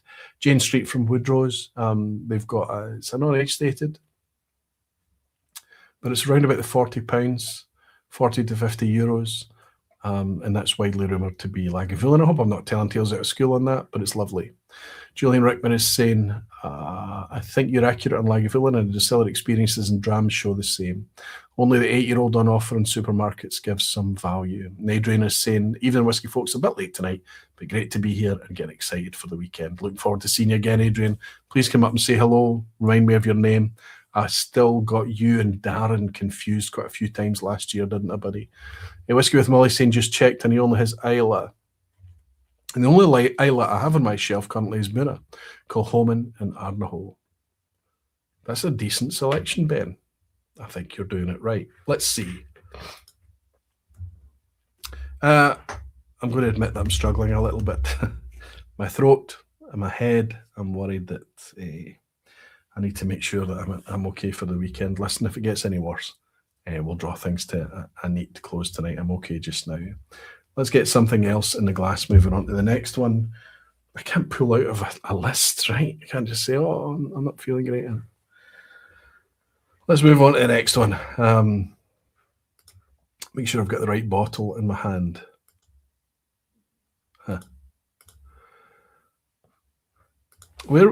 I wonder if you could guess where I would go next. This was in the position I've just given you Lagavulin in, but as I was doing the research and weighing everything up, this one actually climbed this spot while Lagavulin dropped. And what was the bottle I was going to share with you? Well, let's just pick this one. I'm not going to do a comparison on this. I've got a couple of Laphroaig cask strengths here. Next on the hit list for tonight, to talk about how things have changed in whiskies, I'll have a wee look at Laphroaig. And this has now meant that we've got two of the original trilogy from the south of the island out of the way already. To hit Laphroaig this early on is going to seem a bit brutal to a lot of you. But I continue to say the same things. It's nothing to do with what we feel about the distillery, the way about they go their business, how they make whiskey at the distillery, the staff that work there. None of it. And it's everything to do with what we can buy in the bottle. I think that Laphroaig, we've kind of got rid of the ones that we're having real problems with in Bowmore and Lagavulin right now. And then coming more into the kind of mid-table, where we see this right across the whiskey landscape right now, where there are kind of little gems, things that are quite good that we're interested in, sitting alongside shelf turds, things that are just don't touch them. There was a time that maybe they had some interests or they held a space. When have you last heard somebody getting excited or raving about a Laphroaig 10? I'm speaking about literally for 20 years, the Guardian of Islay. I'm speaking about something that's probably been known as a peaty, smoky, iodine-laden, crazy malt spirit for over 100 years. It's literally iconic. If you taste Laphroaig today in 2026, the 10-year-old, it's I just don't know how to describe how it's so it's watery, and this is me coming at it from an enthusiast perspective, no doubt, but it's just poor. That would be bad if that was the worst offender. But over the last 10 years at Laphroaig, we've had the select. We've had batch variation that made it difficult to discuss, let alone recommend. We've had rebranding after rebranding, a redrawn up of the range after redrawn up of the range. A bit like Bowmore, the only thing that's kept us invested is fantastic occasional Cartier releases for the Fichiel each year, and the occasional special release or an occasional good batch, and this, the cask strength, which always seems to remind us why we fell in love with Laphroaig. I never really got the medicine cabinet side of things, and I think the medicine side of things is mostly a North American influence, you know, the Band-Aid things that they talk about and stuff like that. But for me, it can also have a wee bit of things that I've come to know as wintergreen, root beer, sarsaparilla, all of those kind of flavors, that type of thing in here. I just get a big, big blast of beefy smoke. So I was going in there looking for those kind of more gentle notes. I should know better when I'm pouring a Laphroaig cask strength, right? This is one of the bright lights in the collection, because even though it changes year after year, it doesn't change much. And it just gives you this, a little bit like the discontinued quarter cask used to, for a much better price, much more available. The quarter cask could be a little bit raw, a little bit jagged, whereas the 10-year-old cask strength had a bit more roundness and richness to it as well. We know this is coloured. We know. But we forgive it because it's big and bold. It's a punch in the gut.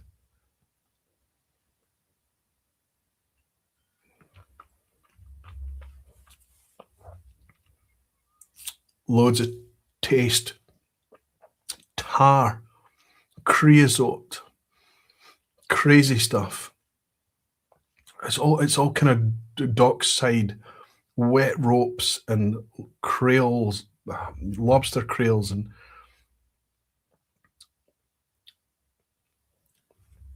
a big figgy, syrupy, stodgy fruit thing at the end, like literally fig jam or something, and then a drying spice.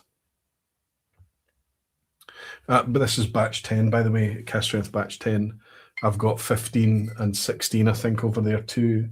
I don't know, I picked up, or maybe it's here. Did I bring it over? I've got too many bottles sitting at the side.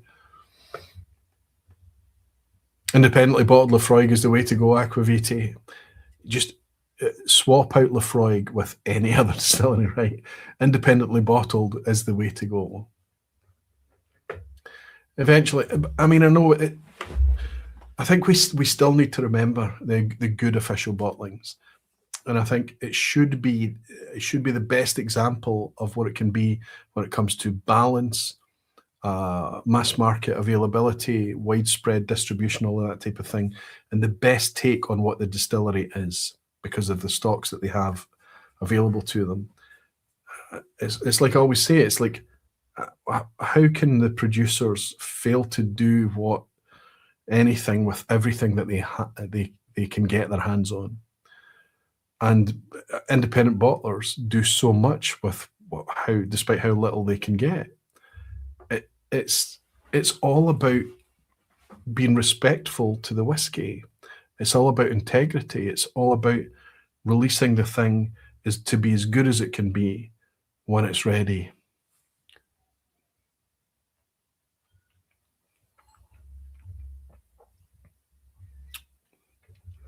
This is drier. And again, it might be me tonight that I remember the 10 cask strength being, but it might also be the fact it's that 10-year-old, sorry, that batch 10 of the 10-year-old cask strength that's been around here for a wee while. Class has seen one of my first whiskey friends came to whiskey because of Laphroaig. For me, it was an acquired taste, but today's standards are not as good anymore. And I know that we often have to remember that we are changing as well as the whiskey. It's absolutely a factor. But I think we're all in a similar place in the vPub, right? We all tend to be in a space where we're all kind of geeks together, so to speak. So that's okay. Wallander's saying, if these are large corporate-owned distilleries, didn't rebrand every few years, how would the marketing departments be able to sustain and justify themselves? I'm speaking to you as an ex-marketer, and I agree with you 100%. Dominic Fife is saying, the fact that the label now says one of the most richly flavoured of all Scotch whiskies says it all. Once upon a time, it was the most richly flavoured. Yeah, I wonder if that's a litigious thing. I don't know. And David is saying Laphroaig had entries that were cheaper, some at 48%. When I was starting and I had the budget, I don't forget that. And now they still have interest and affordable, like the 10 cask strength. Here's an interesting thing, David, about Laphroaig, as I pull this thing up. That 10-year-old cask strength was not available domestically in the UK. The only place you could buy it, I might need backed up on this, is if you visited the distillery on Islay. The 10-year-old cask strength was an export product, so we couldn't easily get it. And I think it was COVID that finally meant that we could get a hold of Laphroaig 10-year cask strength. Anyway, back in the day, I'm going back to the times I was visiting Islay, perhaps to pick up the lower at 58, cask strength at 55, the 10-year-old at 32. Today, the prices are looking a little bit more like they'd be 38, 68 for the lower. And the cask strength, there's an asterisk next to that because it's nowhere close to the MSRP, which is much higher. I think it's about £78 Laphroaig are suggesting on their website. But if you go online right now in the UK, still mostly batch 16. I think we're on to batch 17 now. You can pick up Laphroaig cask strength for less than £50. Less than £50. So it's a little bit like the Bowmore conundrum, where I think with their 12-year-old, what they're doing is potentially in risk of sacrificing quality in order to maintain those really, really challenging price levels, right? We've got the Sherry Oak, £55 a new product. And it's stayed through the rebrand. It's the Sherry Oak is still around despite the recent rebrand. Quarter cask looks like it to me it's been dropped. I don't have anything official on that, but I had a look around the website and it's disappeared from the website. That's a shame. We can have no truck with Laphroaig when it comes to value, let's be honest. Look at the prices there. And in fact, when I draw this up here and suggest that the value is pretty good, the only reason it's not making that extreme left-hand side check mark on the green is because I think when I talk about value, I'm not talking just about price. I'm talking about how, yeah, the pricing is still very keen, but I suspect that the quality is not as good as it could be in order to achieve that. Ethics, copy and paste most of the things in the comments that I had about Beam Suntory and Bowmore. I think they struggle a bit here. I'm really troubled by the recent announcement, how they've managed things. I don't understand. I don't have any kind of privy information, but I can't see behind the curtain on anything. How most of the management team is fully still in place, but lots of people on the production side have suffered and having to completely change to try and keep the two distilleries going in a makeshift way. Like I say, prioritizing shareholders, prioritizing cheap prices, prioritizing volume, quantity over quality, that type of thing. I think they struggle. And not quite down in the doldrums like where Bowmore is, but in a bit of trouble, which leaves me thinking that they're a bit meh overall, putting them in position 7. And the best thing I can suggest for Laphroaig is over the last 10 years, it's kind of much the same. Please remember that over that time period, there has been some fantastic official releases from Laphroaig, usually with a Cartius name on the bottle. That's the Fischel. They release it for to make sure that it's available for sale for Fischel each year. Cartius. I'm thinking about the Amontillado that I loved. I'm thinking about one or two others over the years. And also just some batches of the batch strength, the cask strength, sorry, and even some batches of Laphroaig lower have just been really special, really distinctive, extreme Islay whiskies. That's why it's not getting a red arrow. It's just kind of maintained its position to me.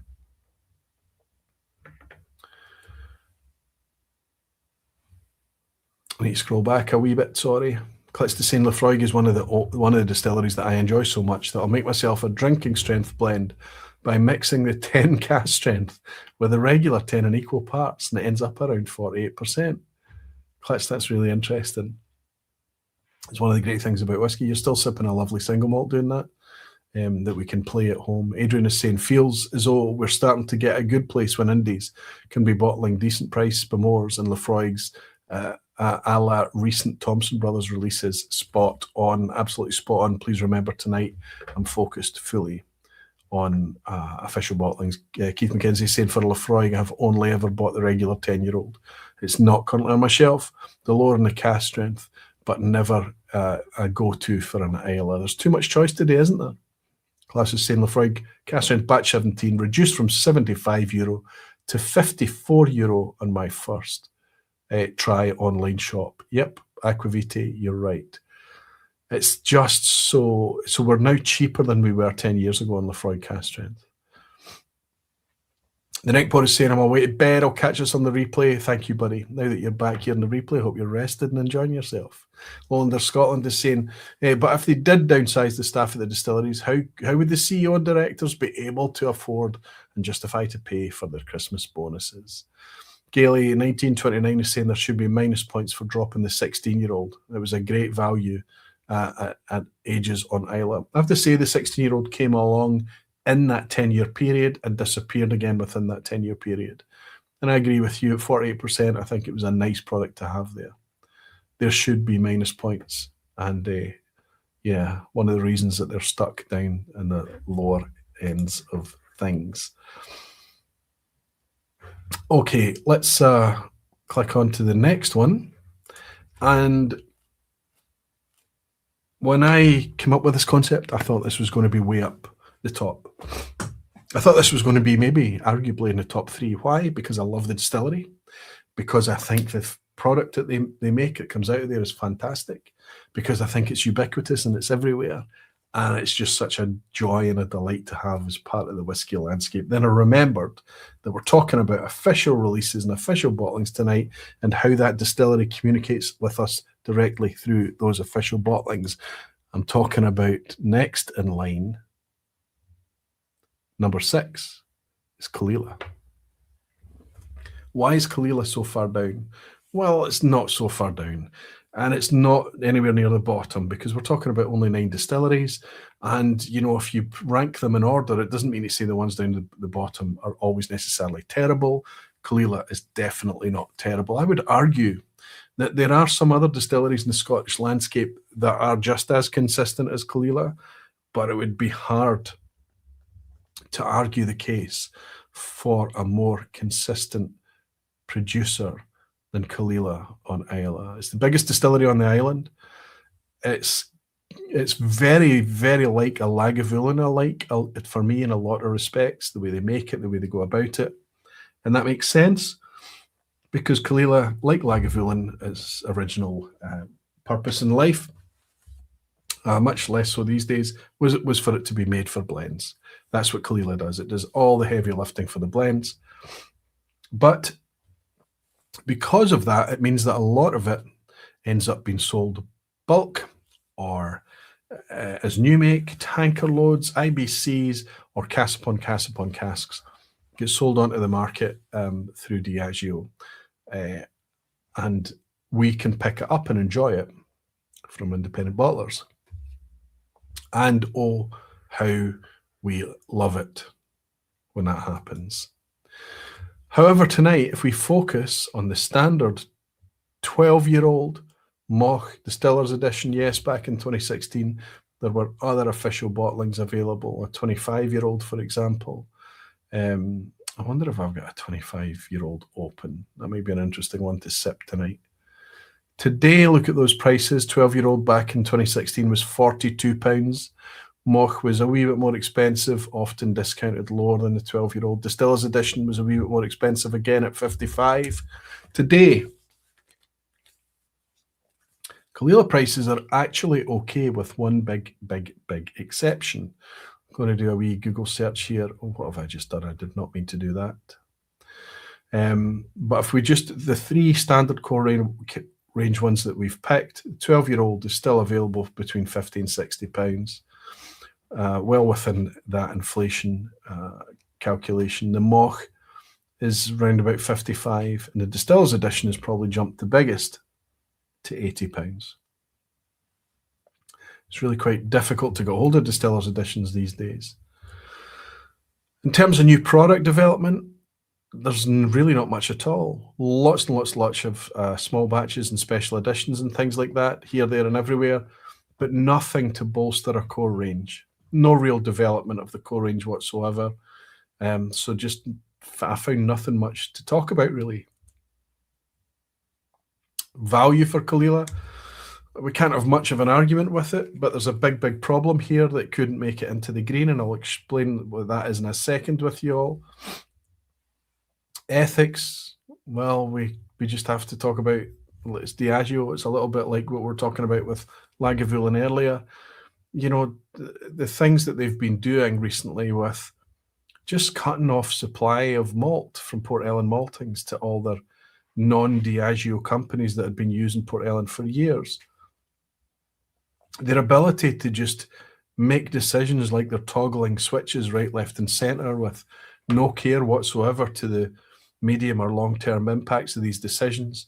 Everything, of course, in the vibe of enshittification going forward, and everything for the shareholder, and nothing to do with the health of the industry, the business, the consumer, I think engagement, nothing. It's all very expressive through the products. We loved the investment that went into Johnnie Walker Four Corners, and Caol Ila had a huge chunk of that investment, and they ended up with a really nice visitor centre over on Islay. But it embraced everything about Diageo and hardly anything about Caol Ila for me. Everything about Johnnie Walker and very little about Islay. And I think that was a missed opportunity. One of the biggest treats of going over to Caol Ila and seeing how ad hoc and afterthought their distillery shop was, and the fact that most of their tour guides and staff were all Ilachs, their local people working and touring around the distillery. It was a treat. And I'm not saying that that's all disappeared. I'm just saying that it's all a wee bit overboard. I wonder how it's working for them. Anyway, sorry, I'll finish off that slide before I move on. It'd be just as well. That means that I am putting Caol Ila down in position 6, and I'm suggesting that it's pretty static and doesn't give me much inspiration through the form of official releases. If we talk about indies, we're in a very happy place. Of course we are. I'm going to see if I've got an open bottle here. Sorry about the shaky camera.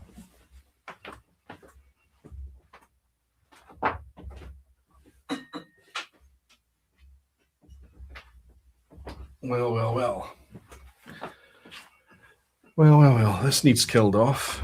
It's a bit dusty too, but look at this. I've got a wee dreep left in the bottom of a Caol Ila 25-year-old. Now, I won't be too sad because I was clever enough to pick this up on offer. This dropped, believe it or not, back in the day to, I think it dropped to £120, something like that. And I wanted to treat myself to something, and I was being nostalgic about Islay and my times over there and things. And I thought, you know, that might go up in price in the future. Me thinking that it was going to jump up to maybe 175, 195 or something like that. Let's get this last wee drip in. Do you know how much Caol Ila 25 jumped up to in terms of retail? We'll do a wee Google search to see what it's actually selling for today.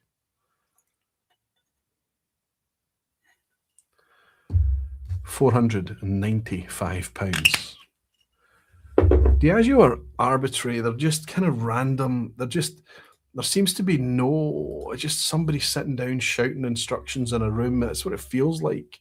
Somebody that's a wee bit unhinged and not completely connected. Caol Ila 25. Let's see what we can pick it up for today. Yeah, you can pick it up for much, much cheaper than that. 225. Some places, just in Brooks, of course, they're going to have it at the much more closer to MSRB, being an offshoot of Diageo. That's £450 they want for it. But Hennessy and Wines, Whisky Exchange, House of Malt, they've all got it kind of prices of £225. And this is old stock. This is stuff that's been hanging around for quite a long time. Not in demand at all at those prices, right? We were used to these. In Europe, I know that a friend of mine, this bottle that I've just finished tonight is a gift to me from Doc. Now, Macallan Fine and Rare, he gifted this to me when he was over in Scotland in 2019, I think. So it's been around a long time. See if this 43% whiskey has still got some vibrance left in the bottle. There is just something so... It's 43%, good chance. I don't know if there's colour. I would like to think there's no colour in this. But it's so elegant, and there's that distant note of soft, earthen dunnage warehouses. And the peat smoke is like so soft. All the fruit has turned to soft, ripe stone fruit, tropical fruit. It's smoky peach water. Ah, geez. There's only been a wee drop in this bottle for a long time. Stored in a cool place.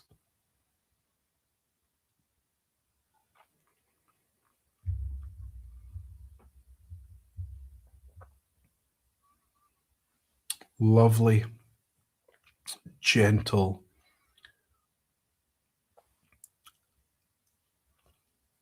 I don't think it suffered from being such a small pour in that bottle for so long. I think it's still gorgeous. It is a bit light. There is on the finish, it does leave you wanting a little bit. I've always felt that with Caol Ila 25. The finish is a little bit soft, and I think it's all to do with dilution. Listen, ABV at 25 years old, it's probably going to easily be down in the 40s anyway. But if they could preserve that natural cask strength and not dilute it any further, I think that would be the ideal scenario here. That's not the path that they've chosen. Still, this is an elegant privilege of a whiskey, and we were able to pick this up for about £100 for a long time.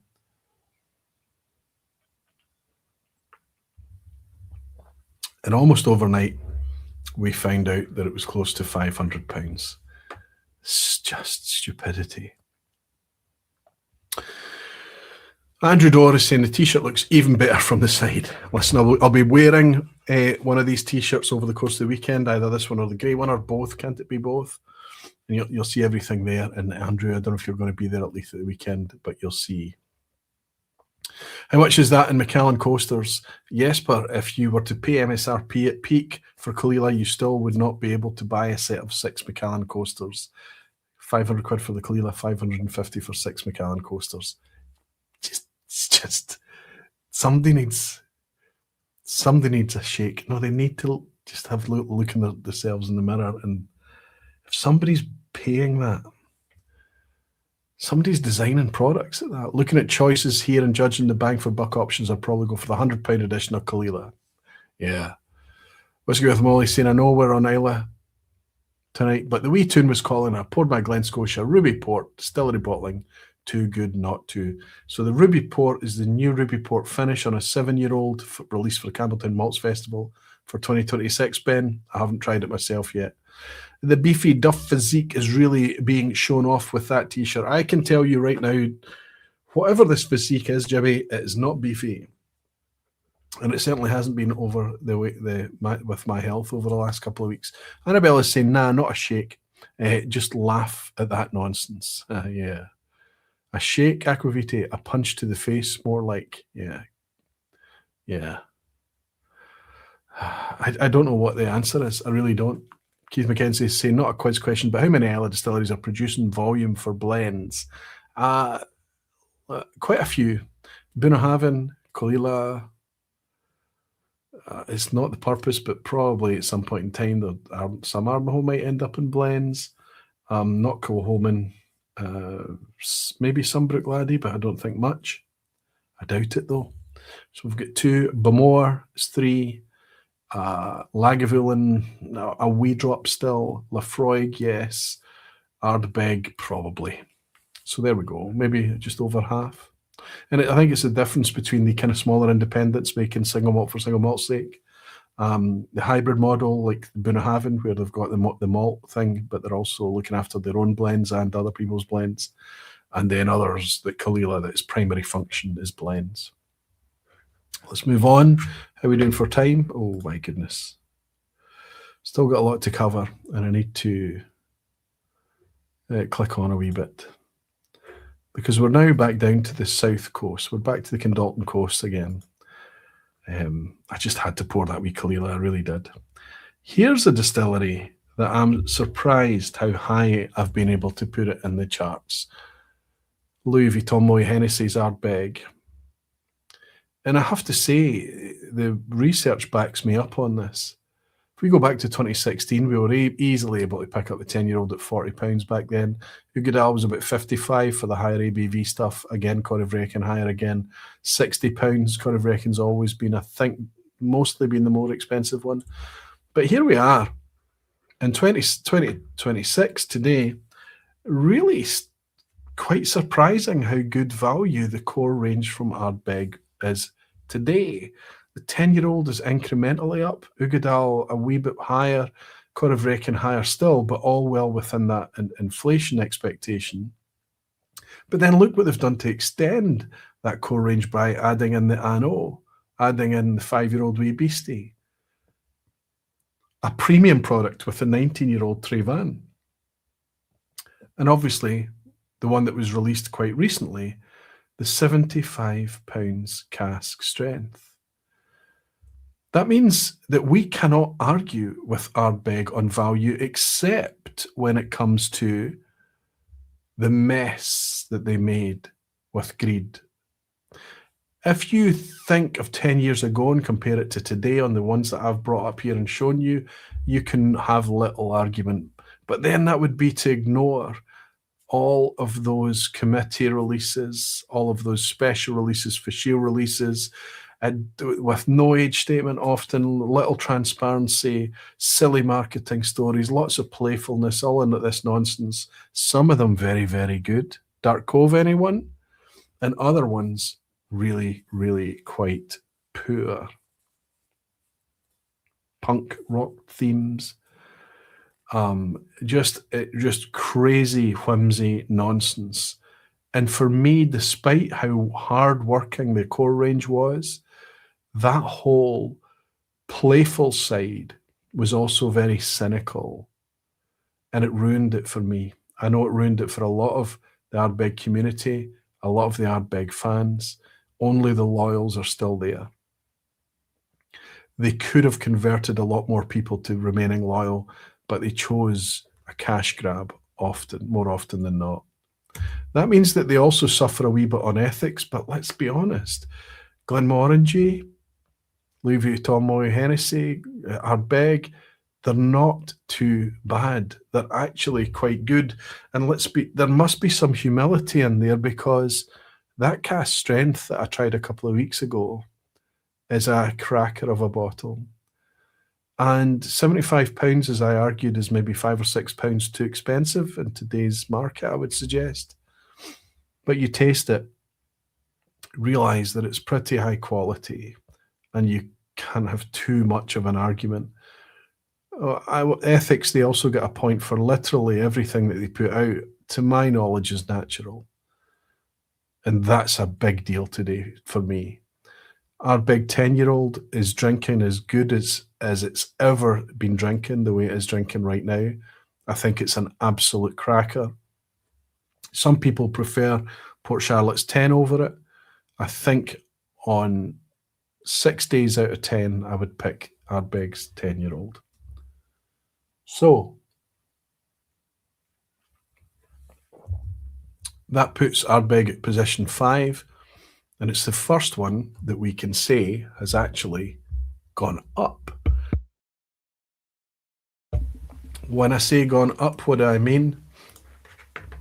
Comparing to 10 years ago, they're in a better, I believe, stronger position than they were in 2016. A solid core range, fair pricing, and even the special releases that they're coming out with, such as this one that I shared with you last week or the week before. I can't remember when I opened this one. And you can see there's a chunk out of this. I'm enjoying it.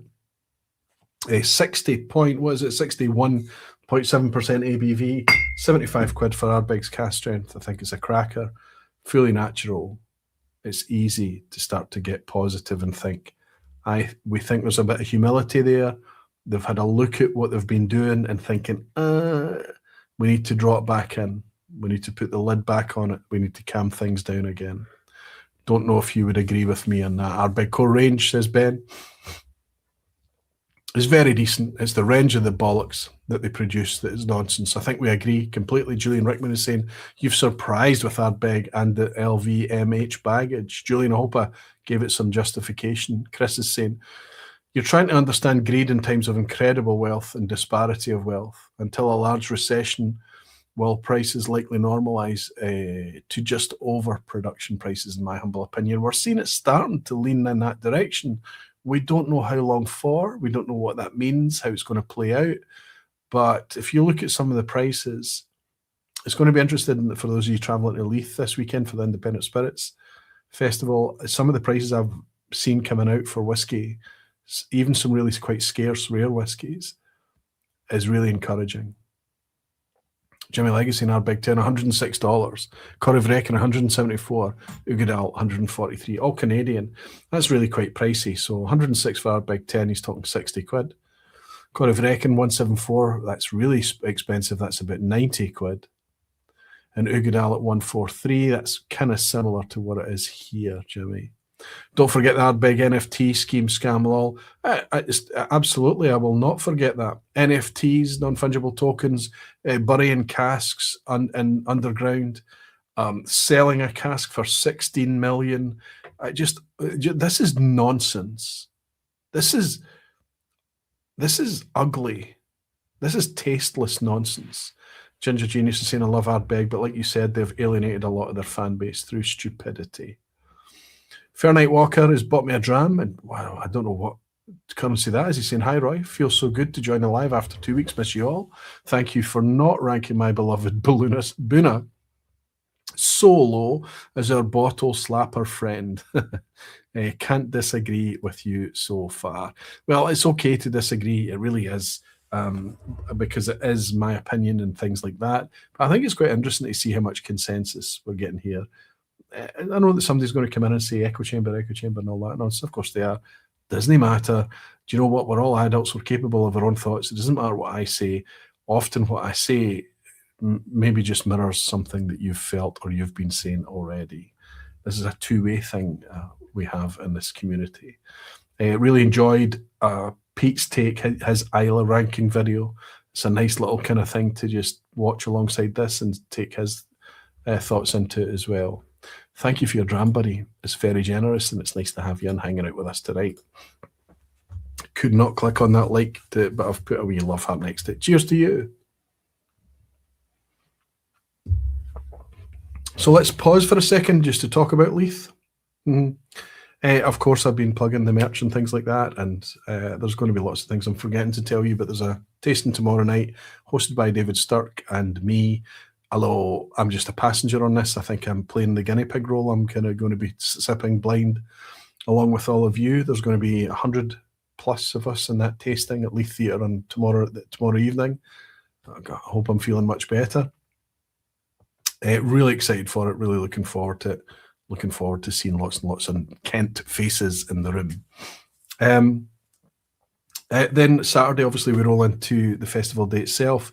There's a film being shown, a farm to bottle film that runs from, I think, 12. I think it's only a 35, 40-minute runtime. Then there's a Q&A session on stage. Greg, the producer, I think some other kind of celebrity names. I don't know if I would be telling tales out of school if I was to suggest that we might see a certain farmer distiller up on stage and things like that. Doing a bit of a Q&A for everyone. And then there's going to be a break for everybody to get something to eat in Leith or at the food truck or whatever it is and mill about. The weather's hopefully going to be okay for the weekend. It's looking quite bright and sunny. But you could get some food in your belly and things before doors open for the festival at 4 o'clock. We're hoping it's going to be the same super positive, excited vibes that we got in 2025. Then on Sunday, I'm hosting an event from 2 p.m. at the Belfry. That's kind of sold out now. There's maybe 1 or 2 late call-offs always happens. So if you are thinking about coming along to the Belfry for the day, there's a tasting there, and you could reach out to me by direct message. If you're a Guardian, through the Guardian's direct messaging, an email, whisky@aquavitae.com, although it is a mess in there right now. I'm scanning emails. I have been for a long time. Sometimes they do get missed. I'll do my best. But if you wanted to try and squeeze in or get on a wait list in case there was a space available or whatever, looking forward to that. That's Rory versus me. Rory Dalgetty runs Ensign Ure and the Belfry. He's gone off with a pile of money to auction. I've gone off to auction with a pile of money, the exact same money, to see what we could buy for our money, share it with all of you, ask for your feedback, get points, and whoever loses picks up the bar tab for all of you at the event. Your welcome drinks, I'm talking about. No, I'm not going to pay for your drinks all night, or Rory. So I'm looking forward to it. It should be an exciting time. Gutted to missed out on tickets. Ryan, you're an exhibitor. Oh, do you mean for the Sunday? Well, this is what I'm talking about. So Ryan, I think you're also a supporter of mine in the circle, Guardian Circle. There's a direct messaging service. You can send me a message and I'll add you to the wait list. I'll try and squeeze in anybody. Even today, there's been 1 or 2 call-offs, so I was able to squeeze people in this week at the last minute. And they're very, very grateful. So I do try my hardest. We'll also be pouring the Smögen at the festival. Fingers crossed. My daughters will be running an Aquavitae table. I'll be on hand as well. And that's where you'll be able to taste Aquavitae whiskies, but also get your hands on that sweet, sweet merch that you all seem very excited about. Ryan is saying, Friday, bud, need to be home on Sunday. Okay, David's tasting has long been sold out. That went from a 60-seat tasting. We extended it to 90 and it instantly sold out. Then we extended it to, I don't know what we're sitting at now, whether I think it's gone way beyond 90. I think it's 100 plus.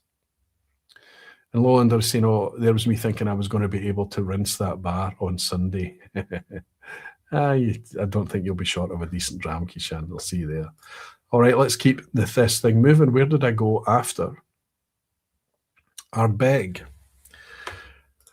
Well, somebody just mentioned it. I think it was Fair Nightwalker. I was grateful that I hadn't brought Bunnahabhain into the proceedings too early.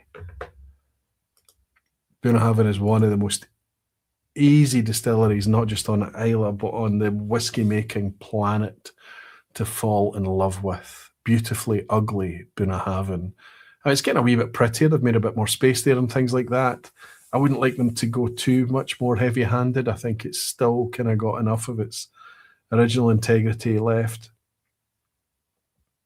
The whiskey that we've been making there is famous for its unpeated stuff, but honestly, some of the best Bunnahabhains I've had have been peaty whiskies. The Moynia, there was a Moynia Oloroso that came out in 2017, about the time scale that we're playing with tonight.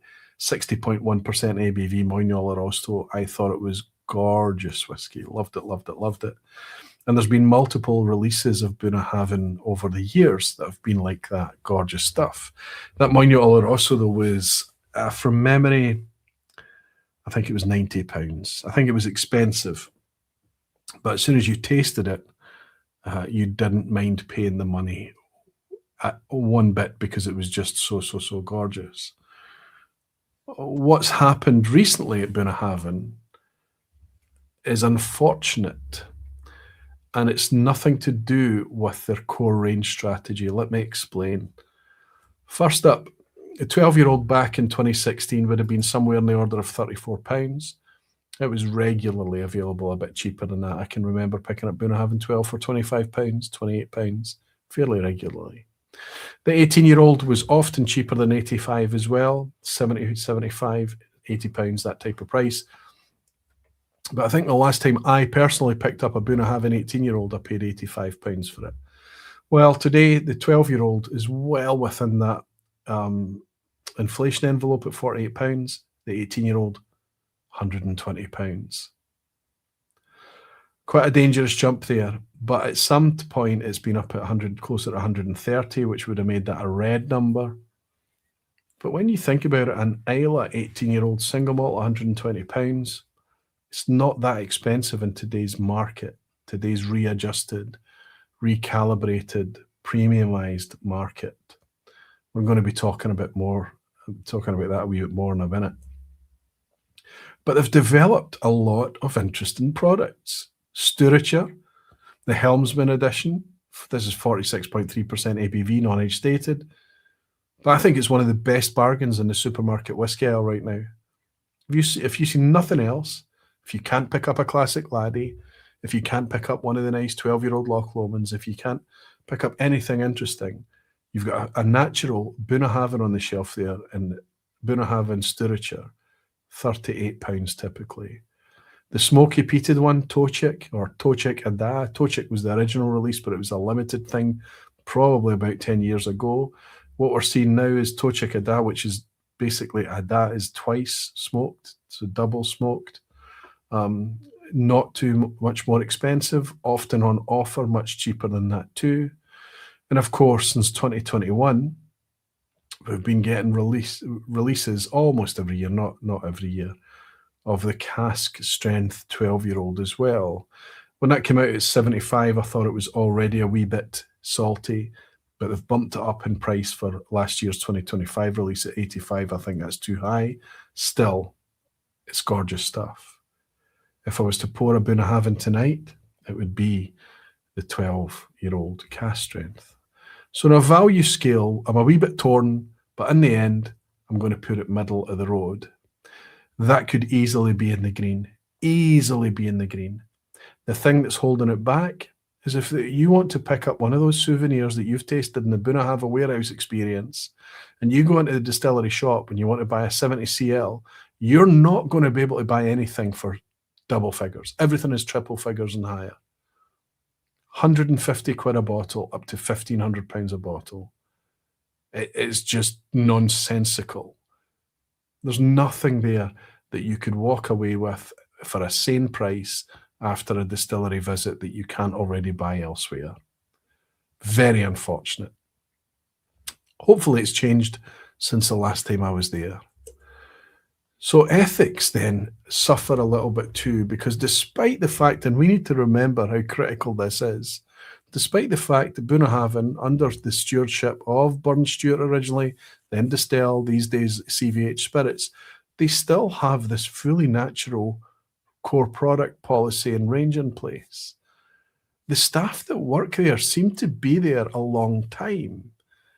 I know that some of them have moved on, you know, the Brendan McCarrans of the world, and Stephen's away to be working up at Glenmurray now and things like that. They do have turnover of staff, but generally people are at Burn Stewart, Distell, CVH for a long time. I just think that their distillery visitor centres are just a bit greedy. That's not fair. Deanston is the least of it can still offend, but not as much. Then Tobermory, then Bunnahabhain's the worst offender. they could do better. That's why it only gets 4th position. But despite all of that, over the last 10 years, Bunnahabhain's in a stronger position than it was in 2016. And I don't mean stronger as in financially stronger, as in stronger branding or anything. I mean, for us to engage with Bunnahabhain today, we are in a better place than we were back then.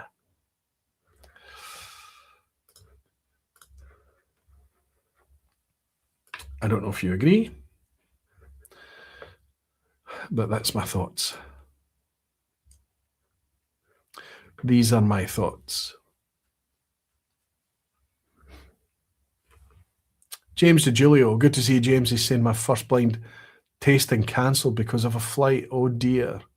Gail says less whiskey is good for me. See you Saturday. Oh, James, I'm so sorry to hear, buddy. You were planning to be at the tasting tomorrow. See you Saturday, big guy. I hope the flight runs smoothly from here on in. Jean Kelly is saying, must be Scots Gaelic for beauty spirit, Bunna. Bunna is foot, or Bunna. Bunna is foot. Foot of the river, Havin, or Bunnahabhain, Avon Jarrick. Red River, right. Montreal also back then was a great dram indeed, but that was when I still loved grape polluted whiskey. You mean you did once upon a time like it, and you've let yourself fall into hate for it, Frank? Come on, that's nothing to do with palate and everything to do with aging and allowing your mind to become more and more closed as you go older. Surely we're going to bully Frank with some sherry until he decides he likes it. Aquavitae, despite the batch variation in their expressions, says Fairnight Walker, I think Bunna still have one of the most solid core ranges from Islay. Peated, unpeated, hard to beat. I agree.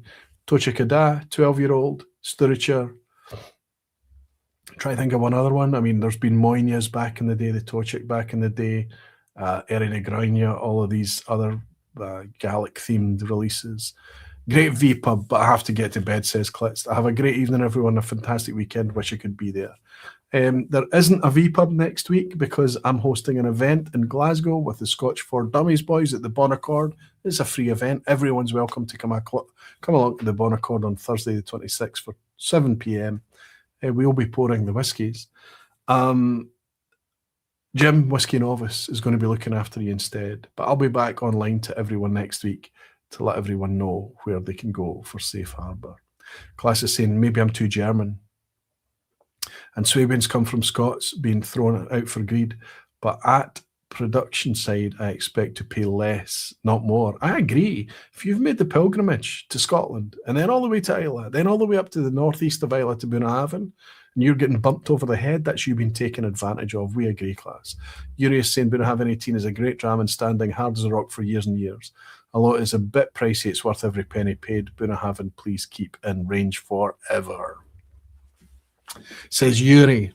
Julian Rickman is saying Bunnahabhain summary is pretty accurate, but still has a special place in my heart.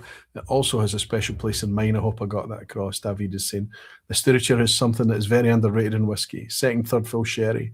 So salty and delicate. Love it. I like it too. Hence why I was so enthusiastic about recommending it when it's a mass market product. Yuri's saying, so it looks like time for the best new ones now. Let me guess, number one should be Bruichladdich, arguably, in my opinion. Well, let's see if we can agree tonight, Yuri. I've got a couple more to share with you before we go there. So next up is going to be a surprise to no one. Come on. Number 3, I'm putting the brand new.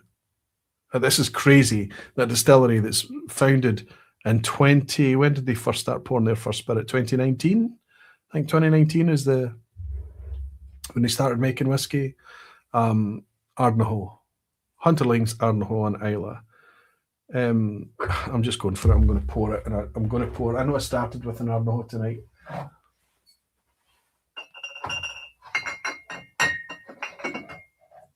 I'm going to fish out my own 6-year-old bottling. I think you all know me long enough to know that it's not placed here because I've collaborated with them and released a bottling in 2025. I released a bottling with them in 2025 because I loved the stuff so much. It wasn't the other way around. I know how much you guys love this. I know that some of the people who prefer peatless their heads were turned by how gorgeous and bright and fruity this was. I just took a wee nose of that there. It's spectacular. Okay, let me get on and I'll explain to you while I sip this why I've put Ardnahoe at number 3. Back in 2016, they had nothing to talk about, nothing. So there's nothing to compare it with today. We can't really do that exercise with Ardnahoe. But look at what's been developed in those years. The inaugural came out. Fantastic value, 75 quid for an inaugural. And there are still markets in the world today with that inaugural still on the shelf because they made so much of it. They did the right thing. They made a good product. They put it out at a fair price. The quality was exceptionally high. And they put enough of it out there for everyone that wanted to get it to get it. What more can you ask? Wonderful job. Next, please. Infinite Loch, first entry in their core range lineup, 55 quid. Now, I know that you're going to come to me and say, Roy, I can get Ardbeg for 45, 48, 50 quid. And that's a 10-year-old. I would say you're right. Give them time. It's less about how much it costs to mature the whiskey and everything, how much it costs to make it. Take that Infinite Loch and sip it in contrast with the Ardbeg 10. Now, you might still end up preferring the Ardbeg 10, but I suspect you will be shocked at how good the Infinite Loch is. Hence why it was my whiskey of the year last year. Balsa, the sherry cask take on a core range. It's a wee bit more expensive because the wood's more expensive. Less of the liquid as well. Still a peated, excuse me very much. A peated sherry cask Islay single malt whiskey, high quality, 62 quid. And in recent times, 2025, they brought out a 5-year-old age-stated cask strength at 65 quid. Very fair indeed. Very enjoyable too. Recommended. So value, come on, we can't have much of an argument here at all. Because when that Infinite Loch is a 10-year-old product, just like Ardnahoe, I expect we'll still have it in this price band. I think they will follow up. I'm confident that that will be the case. Ethics. All we've got to go on, everything that we've got to go on is what they've done so far. We can only judge them on what they've brought out so far. 50% ABV, transparency right across the board. They've taken the concepts, the sensibilities, their beliefs, their policies as independent bottlers, and applied that to how they're going about their business as distillers. Top tier stuff. Very, very easy to put them in the top 3. Very easy to put them in position number 3. It'd be easy, despite the fact that they are so young, and that maybe this year we'll see a 7-year-old from them. That'll be their oldest product to date. So young, but everything, all the lights are green for this. They have done much, much better than anyone expected. Do you agree with me, or is that hyperbole? What do you think?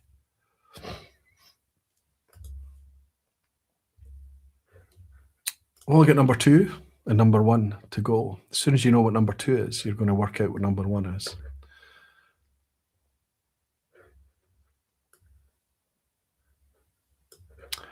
Okay. We are over 2 hours. I'll try and keep it less than 3.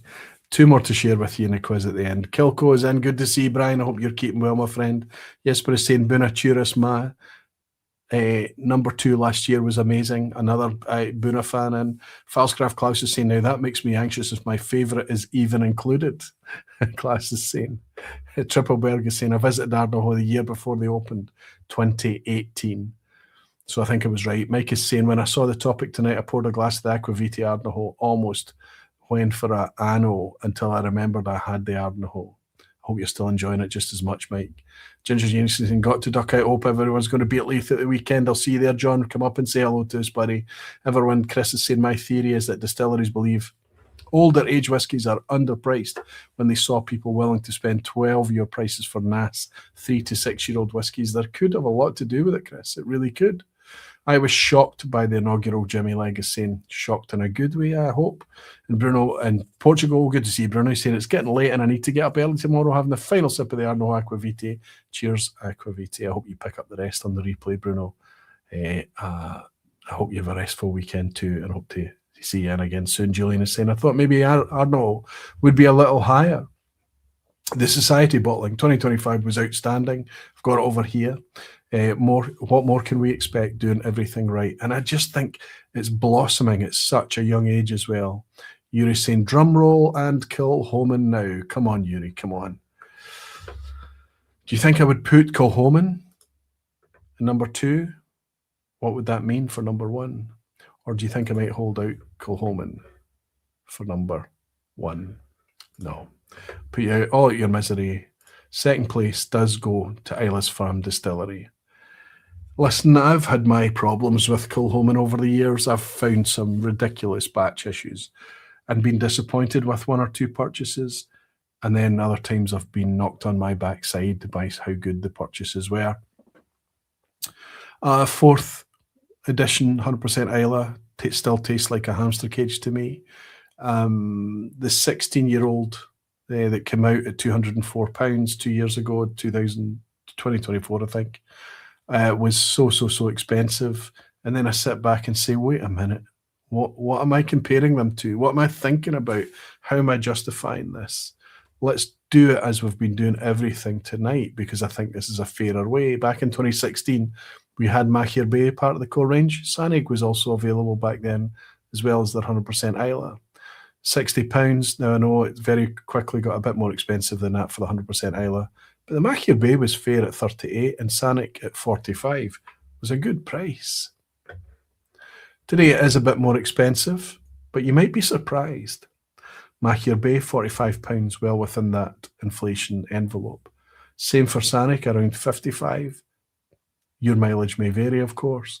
And the 100% Islay, same. It's quite volatile pricing out there just now, but somewhere in the neighbourhood of £75. Fair everywhere. 46% whiskey, natural filtered on the label, natural colour on the label. They grow their own barley, they malt their own barley, they bottle on site, they employ hundreds of people, a bit like Bruichladdich. You know, they're just one of these employers, whiskey makers, that is not choosing to go down the enshittification path willingly. Product development wise, well, they've brought us so much that I couldn't even choose what to list. We've got our annual releases such as Loch Gorm, we've got Machir Bay Cask Strength, we've got Sanic Cask Strength, we've got the Batch Strength release. That's actually the one that I picked out to share with you tonight if I fancied to pouring a little bit of a Kilchoman, but I've poured quite a few already. Listen, everything, all the lights on the road ahead for Kilchoman, to me, look green. So where does that leave me when I talk about that 4th edition 100% Islay? Look, not every track is going to be a hit. I'm sure it's going to be the same for me with my relationship with Ardmurchan, Ardnahoe, a bunch of other new distilleries that are out there.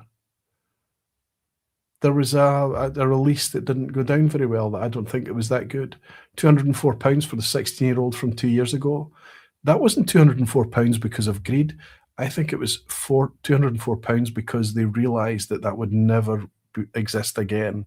They were down to the last precious drops and they weren't going to let it go for narrow margins. And they knew it was a moot point and it was going to sell out anyway, and it duly did. I didn't get near a bottle.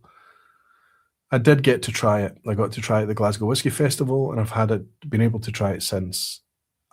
And for 16-year-old malt whiskey from Islay, it's gorgeous. I don't know that it's worth £200, but that's not what it's about. It genuinely is scarce whiskey. So I've given them a break, and on value, I'm going to give Kilchoman a green. On a good day, you could argue that they should be further left than that. On ethics, it's easy for me. They employ buckets of people. They train buckets of people in whiskey. They try and do everything on site as much as they can. They do buy in barley. Of course they do, the majority of the barley. Kilchoman are just a good company from me consuming it from the punter side of the table. They're just doing things very, very well. We're talking about currently the second newest distillery on Islay being at position number 2. And I think it's deserved. And for me, the future looks just as bright. I don't know if you'd agree. I don't know if you would agree. Let's see what you're saying. Scroll back to the window I just pulled up there, the chat window. The Madeira cask release, probably still our favourite Kilchoman, says Andy. Amazing dram. Only wish we'd bought a second bottle, Aquaviti. I love whiskey in Madeira. Seems to be one of my favourite casks. Yuri's saying, I have absolutely the same opinion, Roy, but what I really don't like, where is their age-stated and available whiskies in the core range? They do need to consider if they're going to get to that point at some point in the future. But their core range is pretty stable right now and getting better all the time. Machier Bay, Sanic, for example. The annual releases of Loch Gorm, I've always got a vintage on them. I think I'm right in saying that. Always got a vintage, I'm sure. But yeah, you would think after 21 years now, we're at a point where we could see a bit like Ardnahoe are moving towards, where they've got an annual 10-year-old release, something like that. James DeGiulio is saying Ardnahoe is a gift from Jim McEwen. Wow. Indeed. Well, he had his hands on it. So he certainly left a print there. I would say there's been a couple of really talented whiskey makers and distillery managers in there. I think that there's also been a belief behind the scenes at Ardnahoe that shortcut, cheaper option versus expensive, better for the long term, better for the quality of the spirit. They always seem to choose the better option. And I think they're reaping the benefit of that now. Just love this distillery, and the Fino is just a favourite, says Julian Rickman. And Jimmy Legg is saying, don't be afraid to skip the quiz tonight. Take the time to recover for the weekend. Jimmy, I hear what you're saying. I'm going to do the quiz tonight because I can't not. I'll do the quiz. I'm feeling okay. The whiskey's helping. You're helping, Jimmy. Thank you for your concern. Okay, number 1. Let's just let everyone know what you already know. That means that, and this is crazy for me to be sharing this with you, but this is how I feel. This is an objective thing. This is something I can argue and demonstrate. There is a distillery on Islay that seems to be, would we go as far as suggested the Springbank of Islay? Maybe, maybe not. I think it's clumsy to try and do that, but they are doing things so well. Not perfect. I think lots of things could be better, but I think they are surprising us. I'm going to get a clean glass because I'm going to open something from this distillery tonight. And it's one of my favourite bottles of the last 5 years. There we go. I am talking about, in case you've not already worked it out, the Renaissance story of Bruichladdich. Let me go through this quickly. I don't think I need to justify this to you. I think you know what's coming.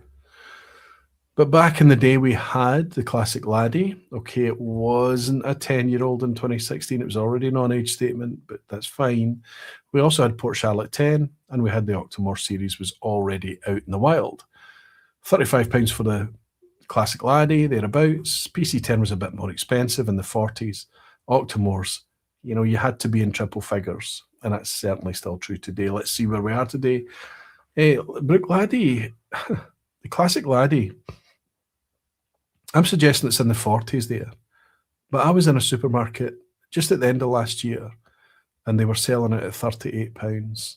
This is 50% ABV whiskey. High quality, very pure, delicious, fat Islay malt. And it was £38. Arguably too cheap.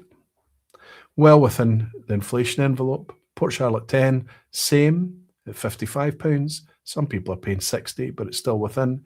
And the Octomores, I think the cheapest Octomore is north of 140 now, but it's pricey, very small batch stuff. Not something that I've connected much with over the years. I try it from time to time, but I've yet to purchase a bottle. New product development. Well, 2 years ago, they brought out their 18-year-old. I complained about the price, only to go out and buy a second bottle.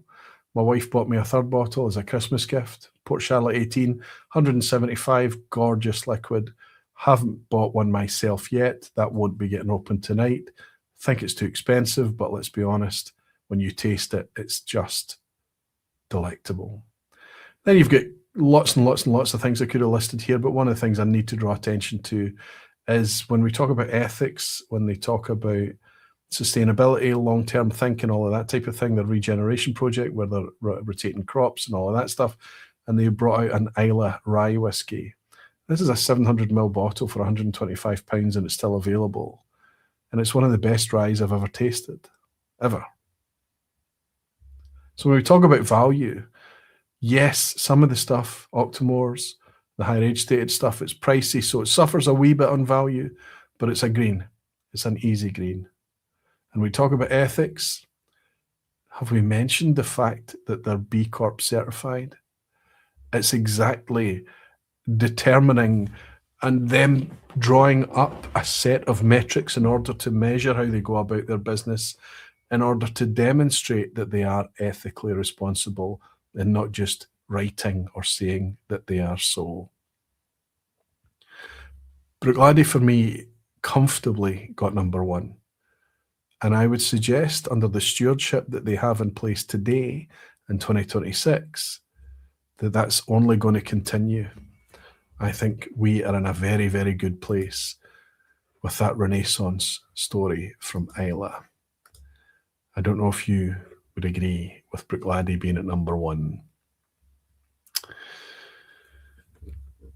Bruichladdich, great whiskey, great people, and always a great experience. Aquavitae, good memories, says Andy Hills. Ryan Sutherland is saying incoming fail, I'm going to guess. Incoming fail.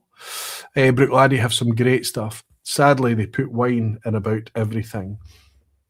I am very against wine cask maturation when it's overdone.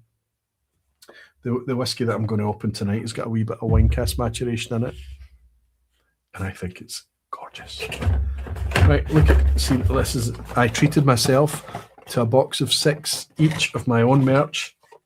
And I didn't that the last time that I got glasses made with Aquavitae branding on it, but they're all blank now. They all got washed away. That will not happen with these glasses because these are all etched. Hope you can see that there. This camera is really not showing off how cool these glasses are.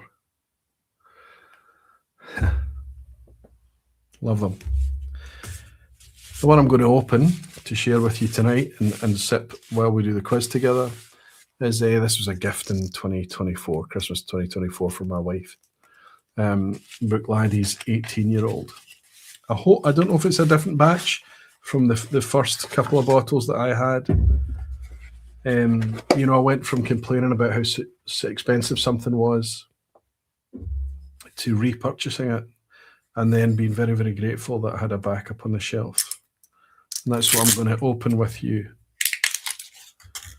to go out tonight and be grateful about the Renaissance and the rude health that we find that once lost Islay distillery.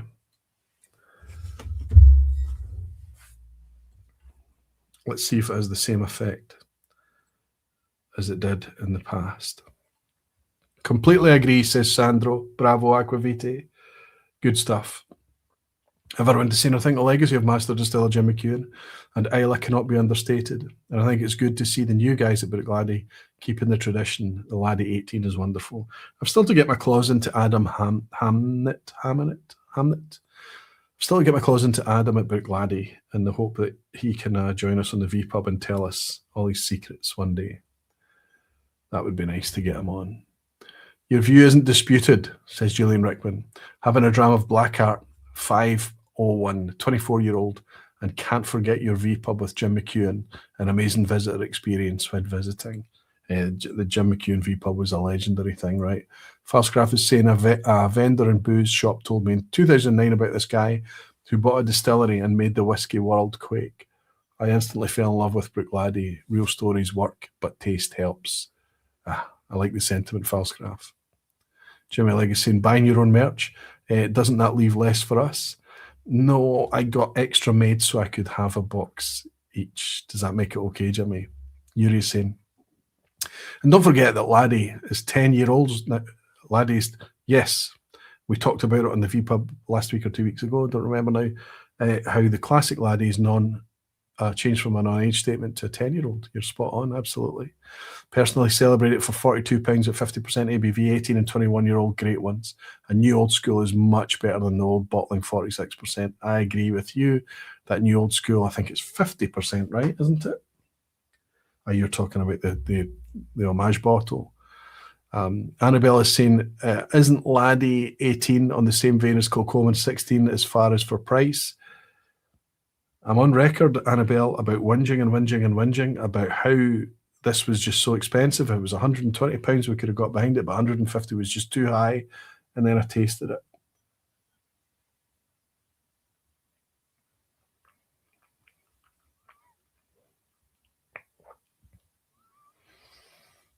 So,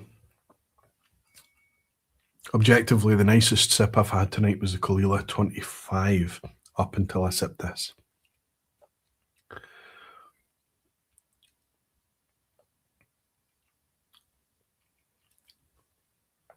This is just so much better. It's just so much. It's like you taste it and you go, oh, is this whiskey can taste like this? I'm not having the full experience tonight because of the way I feel, because of my head, because of the virus, because of all of that stuff. But it's cutting through. It's been the same. My condition's been the same with all the whiskies I've had tonight. This is cutting through. I'll go to bed tonight and there'll be whiskies left overnight and poured away in the morning. It's just the way it is. I don't need to drink everything I pour, and neither do you. But there will be a couple that I finish tonight, and this will probably be the one that I take upstairs if I don't finish it with you. My brother-in-law in the bottling hall is a bit less complimentary about his laddie bosses. I'm sure it is. We don't need to work for them. We're speaking, Jesper, purely about our experiences from the customer side. The only improvement Bruichladdich could make would be bottling at 55%, right, Roy, says Jimmy. Hey, they don't need to indulge me. I think 50 is a very, very good bottling strength. Cheers all. We did it. We got through the vPub. When I woke up this morning, I was feeling great. I was feeling strong, and I was sure I was going to get through this. I've been struggling more than I expected, but it happens. It's that time of the year. There's a lot of wee bugs going around, and I'm getting old and weak. Let's get through the quiz, and hopefully I can get a decent rest before we kick everything off for the weekend. Can't wait to see you all there. For those of you that are coming to the Bunnahabhain gathering on the 26th from 7 o'clock with me and the Scotch for Dummies boys. That's going to be a fantastic wee gathering as well. Very informal, no tickets or anything. You come along for 7 o'clock. Please let me know that you're coming. That way you'll have a table, a seat, glasses, whiskey in the glasses, that type of thing. We can provide for you, but there's no charge for that. That's an informal gathering just for us to kind of celebrate the community. Looking forward to it. Busy times, fun times ahead. Should be good. Now we can tear in to the quiz at the end. And it is on theme tonight. We're going to focus on Islay for our questions tonight. For those of you that have hung out with me up until now, as I went through my own personal take and opinions on value and ethics and ranking all the Islay distilleries and that microcosm of Islay for the rest of the Scotch whisky industry, I thank you. Thank you. Please consider staying for the quiz. You might enjoy it. Here's to all of you. Thank you for hanging out with me for another Thursday evening and helping me feel a wee bit better. Anthony Lambert is here. Good to see you, buddy. I hear easy quiz questions are good for your health, Roy. Nudge, nudge, wink, wink. I'm on it, and Anthony. Peter saying, I'm back home now, Viti. Well, I'll see you on Saturday. I'll see you on Saturday, Peter. It's nice to have you in for the quiz, buddy. Pull up a seat. Whiskey Graham is saying, putting my quiz hat on now, Roy. Good to see you in, Graham. I'll see you at the weekend, maybe, hopefully. I think I will. Yes, but he's saying, cheers for the great vPub. I'll be there on Thursday. Bringing a mate of mine along. See you then, night all. The more the merrier, yes, but it'll be great to meet you there. Martin is saying, just in from the pub, quiz time. Good to have you settling in. Good luck, everybody. It's multiple choice as always. You're only playing against yourself. You can share the score if you want to. You can lean on the crowd if you want to, or you can cut out the crowd completely and challenge yourself. It's Islay is the theme in the quiz at the end tonight. Good luck. Question 1. Which of these Islay distilleries were in operation in 1999? They were in operation in 1999. A. Lagavulin. B. Ardbeg. C. Bruichladdich.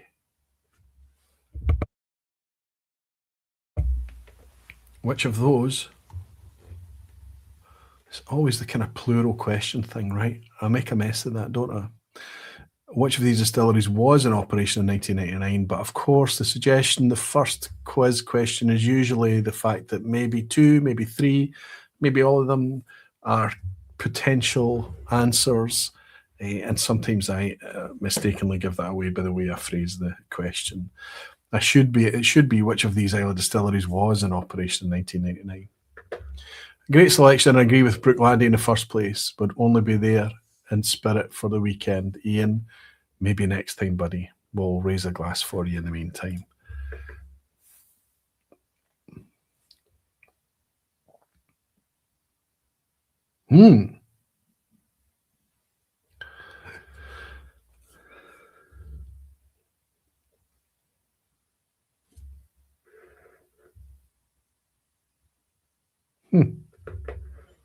Interesting.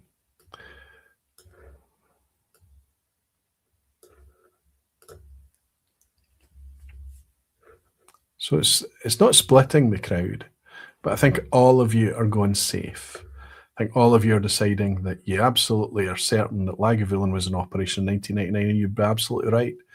But already for 2 years, Ardbeg had been back on its way back to full health again. And Bruichladdich was not. Bruichladdich was still ring-fenced, literally security fence up, that type of thing. But it wasn't going to have to wait long. 2000 it started to kick off. So if you answered A or B or A and B, good for you. Question 2, what do Bruichladdich and Bunnahabhain share in common? I'm going to give you 3 options here. You have to pick whatever Bruichladdich and Bunnahabhain share in common. A, they both use open-top cast iron mash tuns. B, they both employ 6 Oregon pine washbacks as fermentation tanks. Or C, they both share the same founding year. Anthony Lambert has spotted another thing they share in common. They both are B distilleries. They start with B. Surfing the banana skin, says Anthony Lambert.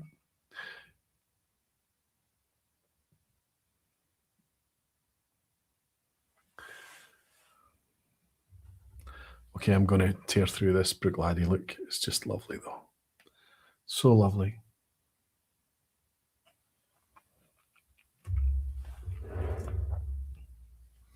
Oops. I accidentally just hit the space bar, and I seem to have revealed the answers already, but that's fine. Most of you have committed. The vast majority of you are going straight for C for the same founding year, but if you'd answered B, you would also be correct. Once upon a time, they both had cast iron open tun mash. In fact, the mash tun at Bruichladdich was originally, once upon a time, and maybe it is now, it could still be now, originally the Bunnahabhain open cast iron mash tun. But now Bunnahabhain have a louter mash tun, but they both have 6 Oregon pine washbacks. So B and C correct on that one. I'm being generous this week. Question 3, which of these statements is true? I'm going to give you 3 statements that start with Ardbeg, Lagavulin and Laphroaig are all A, within a mile of each other, B, within 1 million litres of each other in terms of annual theoretical maximum capacity, of course, or C, within 1 year of each other by founding year. So what is true of those three statements? Ardbeg, Lagavulin and Laphroaig are all within a mile of each other, or they're all within 1 million litres of each other in terms of annual capacity, or their founding year is all within a year of each other. Time to open Google Maps. Daniel Key. No, you just have to go. That's cheating. Whisky Graham is saying, we have the original mash tun. Yep, so it is still the Bunnahabhain mash tun. Well,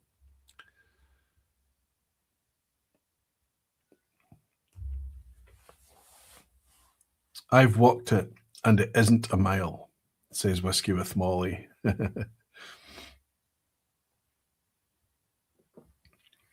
I don't think I've walked there and back. I've only ever walked it one way.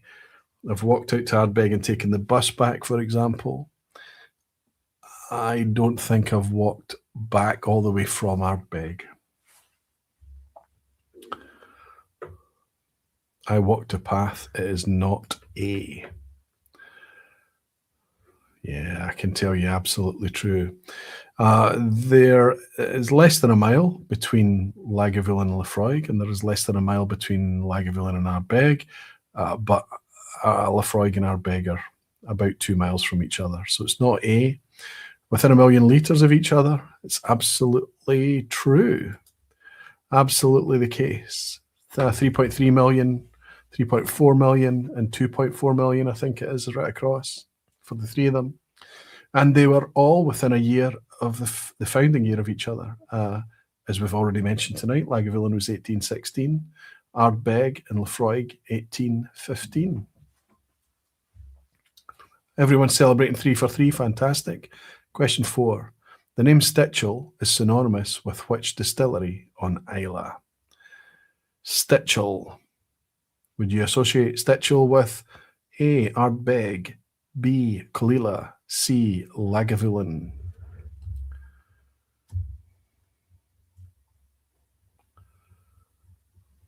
What's the name Stitchell mean to you?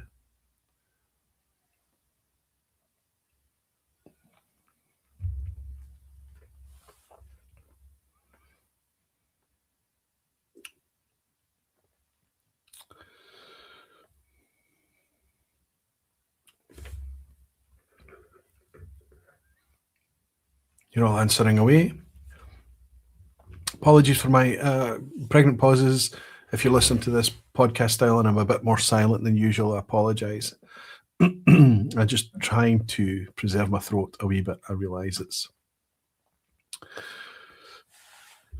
starting to become a wee bit tickly. Whisky with Molly saying B for Billy. Bob Wenting, good to see you, Bob. He's saying guessing B. Peter Lee's going for B as well. I can tell you guys, you're absolutely spot on. Billy Stitchell was the 5th generation Stitchell. 5 generations of his family worked at Caol Ila.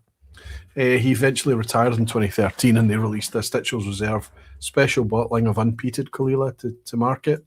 So some people still refer to unpeated Caol Ila as Stitchell's. I don't know if there's maybe an internal trade name or something, or if it's just to do with that release. But it's absolutely all to do with Caol Ila. So 4 out of 4 for so many of you. As we go into the picture question, it's just a gorgeous picture. It just makes me feel like I want to be outside.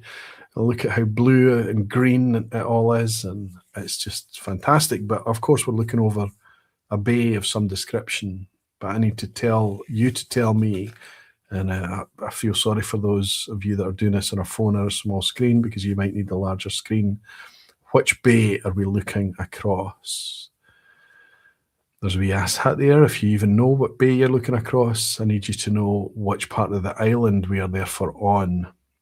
Are we on A, the south part of the island of Islay, B, the northeast part of the island, or C, central, looking across Loch and Dal? South for A, B, northeast, C, central, Loch and Dal. I really need to apologise for those of you that are listening, driving along. But maybe I can help you. I can help everyone. We're looking over a rocky outcrop where we're just kind of on a looking across a cliff Onto blue seas. There's more rocky outcrops. So it looks like some of them might be ruins in the distance. If you look off to the left, there's some white buildings. It looks like a collection of buildings. It could be a distillery. There certainly seems to be a red chimney sticking up. I can say all of that because the majority of the people that are live in the lounge tonight have got this no problem. We are looking at Lagavulin Bay, Bunnahabhain Castle right across the bay there, the ruins of it, the red chimney of Lagavulin on the left, and we are indeed in the south of the island. Question 6. It's going to get trickier now. What has happened to the sales of Lagavulin in the last decade? So the decade that we've just been discussing tonight. What has happened to the sales of Lagavulin single malt in that 10 years? A, they're about the same. B, they've increased a bit, about 15%. Or C, they've increased a lot, about 55%. What's happened to the sales of Lagavulin in the last decade? Bowman 1989. Rob is saying they have got more expensive. As we've just demonstrated, second from bottom in the rankings tonight. We agree, Rob. Don't leave without hitting the like, says Jean Kelly. Thank you all for those of you that do hit the like. It means a lot. Leave a wee comment too if you fancy. Oh, excuse me, that one snuck out. Usually I'm good at hitting the mute button, but that one jumped out. It was impatient. I blame my virus.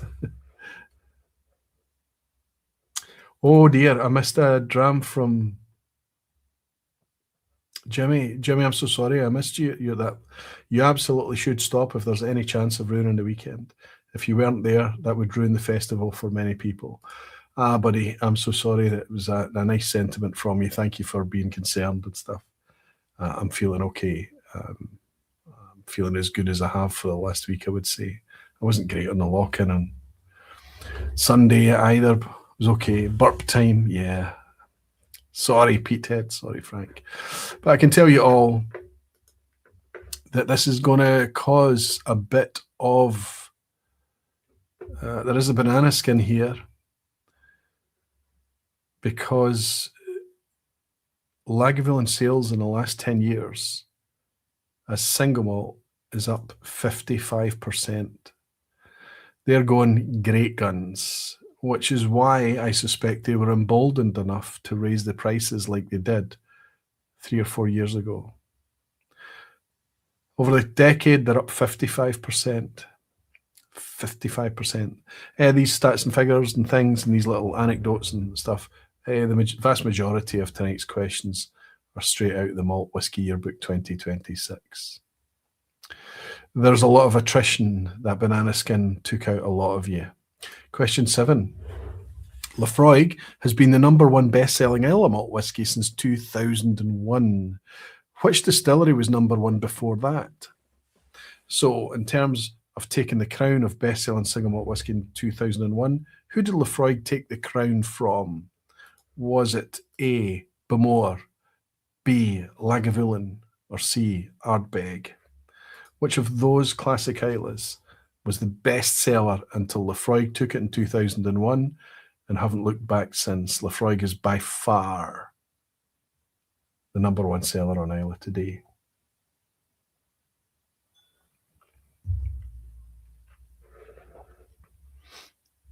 Kyle Taylor is asking by volumes or dollars?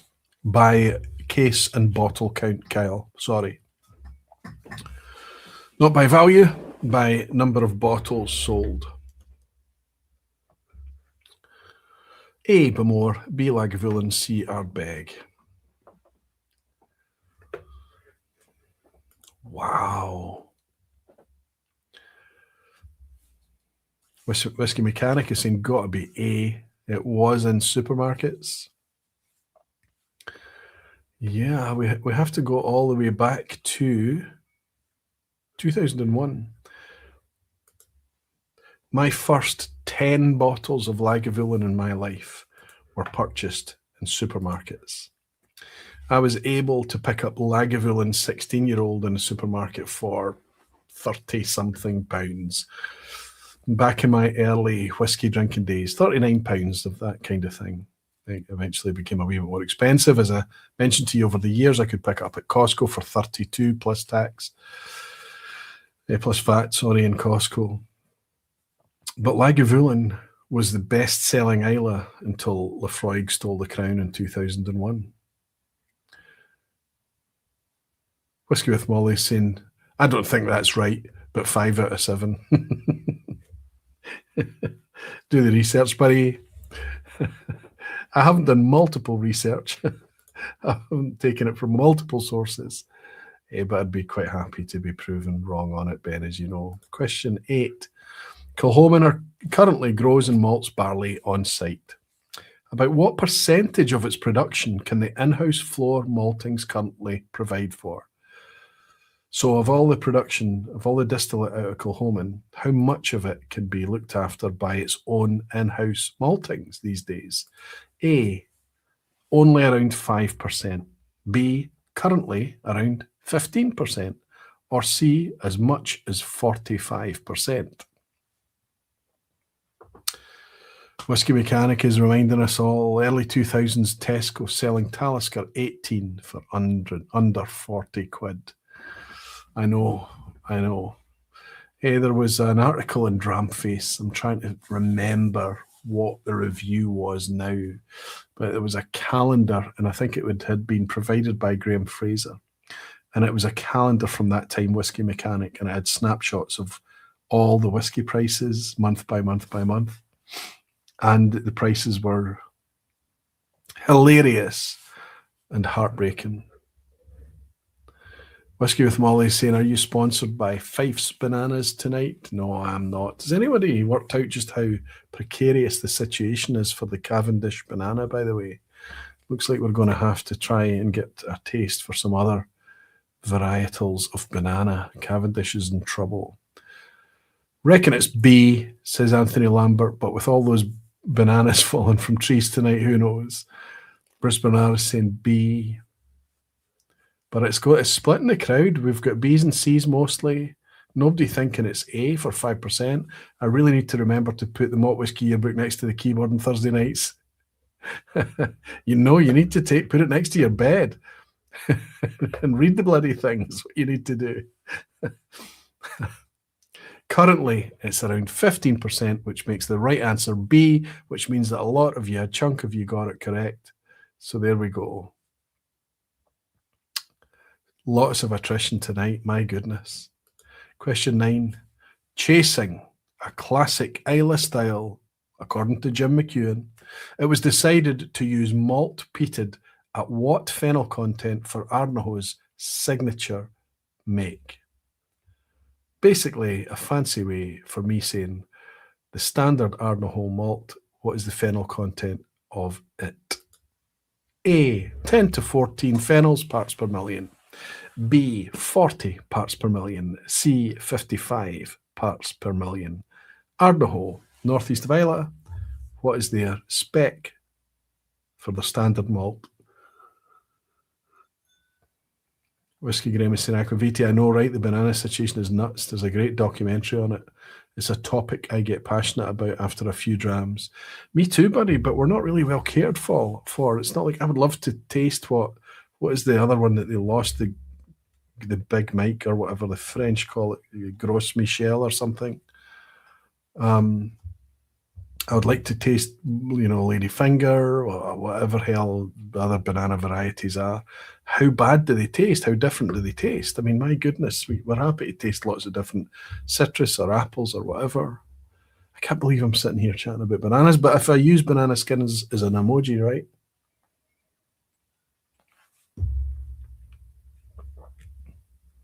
No banana here, Anthony, you're absolutely right. Just a straightforward, what's the fennel content of the standard malt for Ardnahoe? Most of you going for B, absolutely spot on. They went for 40 ppm. Well, I think it's amazing whether you pick up the Infinite Loch, the Balsa, or especially that 5-year-old cask strength. To me, it drinks like a southern Islay. It drinks heavily peated. right now, today, the way that we're drinking it in 2026 is still all quite young. Excellent stuff too. Finally, it brings us to the ass hat at the end. Is anybody hanging on, or has the attrition been too much for you tonight? Foam bananas.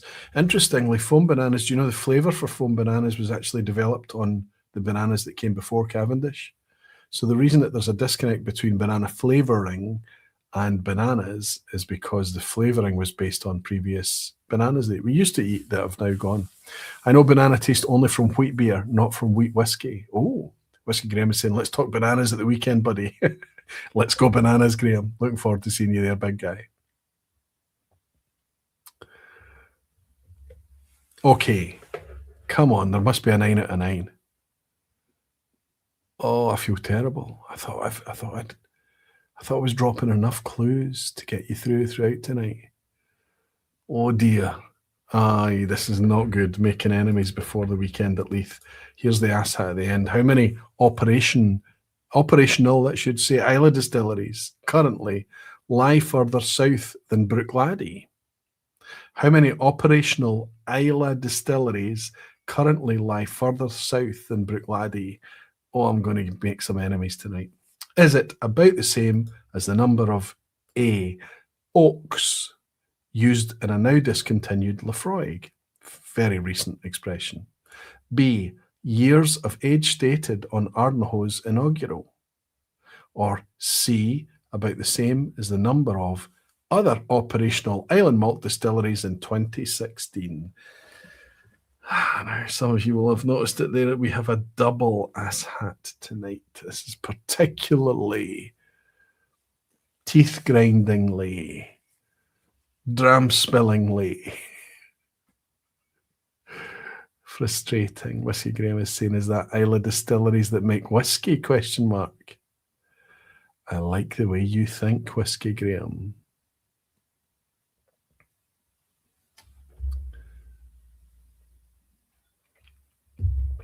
Notice the structure of the question versus the potential answers.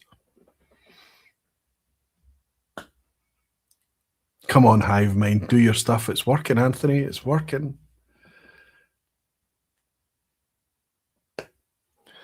See what Whiskey Graham's going with. Whiskey with Molly, don't even talk to me on Saturday. Okay.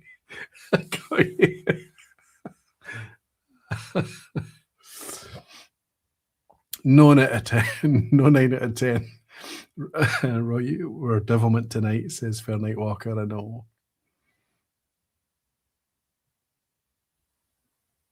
So are we looking for a gin distillery here? Not gin, Kyle. Not gin. I thought it was a wee bit more famous than that, actually. Menno-like, says Jean Kelly. Oh, yeah. Aye. Maybe one day I can be Menno-like. Is that something that's probably bad to aspire to, right, Jean? Joke, of course, Aquaviti. Looking forward to seeing you all, says Ben. Don't even talk to me on Saturday. Oh, Gav's Drams is saying it's a stinker. It is a stinker. Look, can I help you a little bit here? Look, I'll help you. Oaks used in a now discontinued Laphroaig 4 oaks, so the answer is 4. Years age stated on Ardnahoe's inaugural. I think we all know that that was the 5-year-old that was an inaugural that came from Ardnahoe. Operational Islay malt distilleries in 2016, numbered 7. So the question is, how many operational Islay distilleries currently lie further south than Bruichladdich? And the answer is... Whiskey Mechanic say nae clue, going with B. Come on, Whiskey Mechanic. The only chance you had here, Whiskey Graham, as he's in here tonight, we know him as Graham Brown. Graham worked out the fly. And it's the only way you could, is the way it's been worded. How many operational Islay distilleries? I didn't mention anything about malt in the question, but I gave you in the answer operational Islay malt distilleries in 2016. Back in 2016, we only had 7 operational distilleries. And that was malt distilleries, that is. Other than, obviously, Bruichladdich I'm talking about. other operational Islay malt distilleries. There's 8 in total, including Bruichladdich. So there must be another distillery in the mix here somewhere that's south of Bruichladdich. So we've got currently lying further south is Ardbeg, Laphroaig, Lagavulin, Port Ellen, Lagan Bay, Bowmore, and I need one more, don't I? I need one more, which of course is the reason I'm going to be hiding at the weekend. It's the rum distillery on Islay. How many operational Islay distilleries included a rum distillery, which matched the number of distilleries outside of Bruichladdich that were operating in 2016? I know you hate me now. I know you all hate me. That was probably the ass hat of all ass hats, which is why I put 2 ass hats in there. I know that I'm removing this and putting my big head up on screen, whereas I should be making it as small as possible and hiding from you all. Peter is saying Islay rum, 4 is about the same as 5, says Whiskey Hog.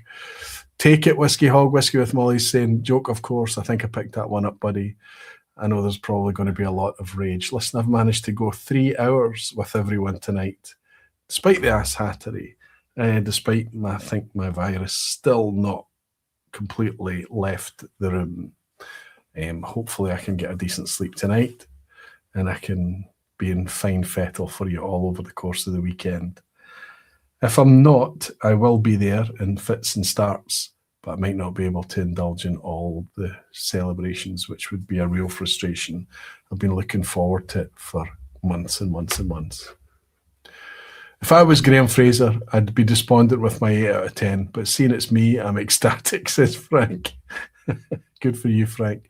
Terrible answer. We all hate you, says Andrew Fasolari. Sorry. Okay, really, 8 out of 10. I can lift myself, says Klaus, to a 9 out of 10 if I take up the bonus I gave myself at the beginning, Aquaviti. Warn your daughters for security reasons at the festival. Sleep well, mate. See you on Saturday, says Ben. Thank you, Ben. Thanks for your forgiveness also. Everyone to saying, get some sleep, my friend. Where can we buy the Aquaviti Copita glasses? Currently only at the festival, but please be patient with me. If there's still an appetite, if people want the merch, we'll try and work out what our options are for the future, Chris. Most of the merch this time has been laid on for the table. Peter is saying, no matter my score, I'll head to bed. Thanks for organising Aquaviti. And to all of you, see you tomorrow or Saturday or online in the upcoming week. Looking forward to it, big guy. Handshakes and hugs. Oh, wait, off to bed, says Andy. Early start to drive over to Leith tomorrow. Look forward to a fun weekend. Me too, Andy. Can't wait to see you both there. Jean Kelly saying, wishing you all who will be in Leith a great time. Give the attendees, how can you not have a great time? Enjoying it, you'll be enjoying it vicariously. Of course you will, Jean, until the next time you're over here. Listen, I'm going to thank you all for indulging me tonight. I've been a wee bit off my optimal, but I've been okay. And hopefully I'll be in a better shape tomorrow, Saturday and Sunday. I certainly hope so. I've still enjoyed tonight, very much so. I've enjoyed your company like I always do. It's always a tonic. But until I see you at the weekend, or on Thursday night next week at the Bon Accord with the Scotch for Dummies, or in 2 weeks' time back here behind the bar, let's raise a wee glass. Remember, there is a vPub next week, but it's at the Whiskey Novice Jim's channel. I'll be sharing the link with you as soon as it's out there publicly. But I'll raise this wee glass to remind you all that you're very dearly loved. And until then, Slanchiva. Cheers, everyone.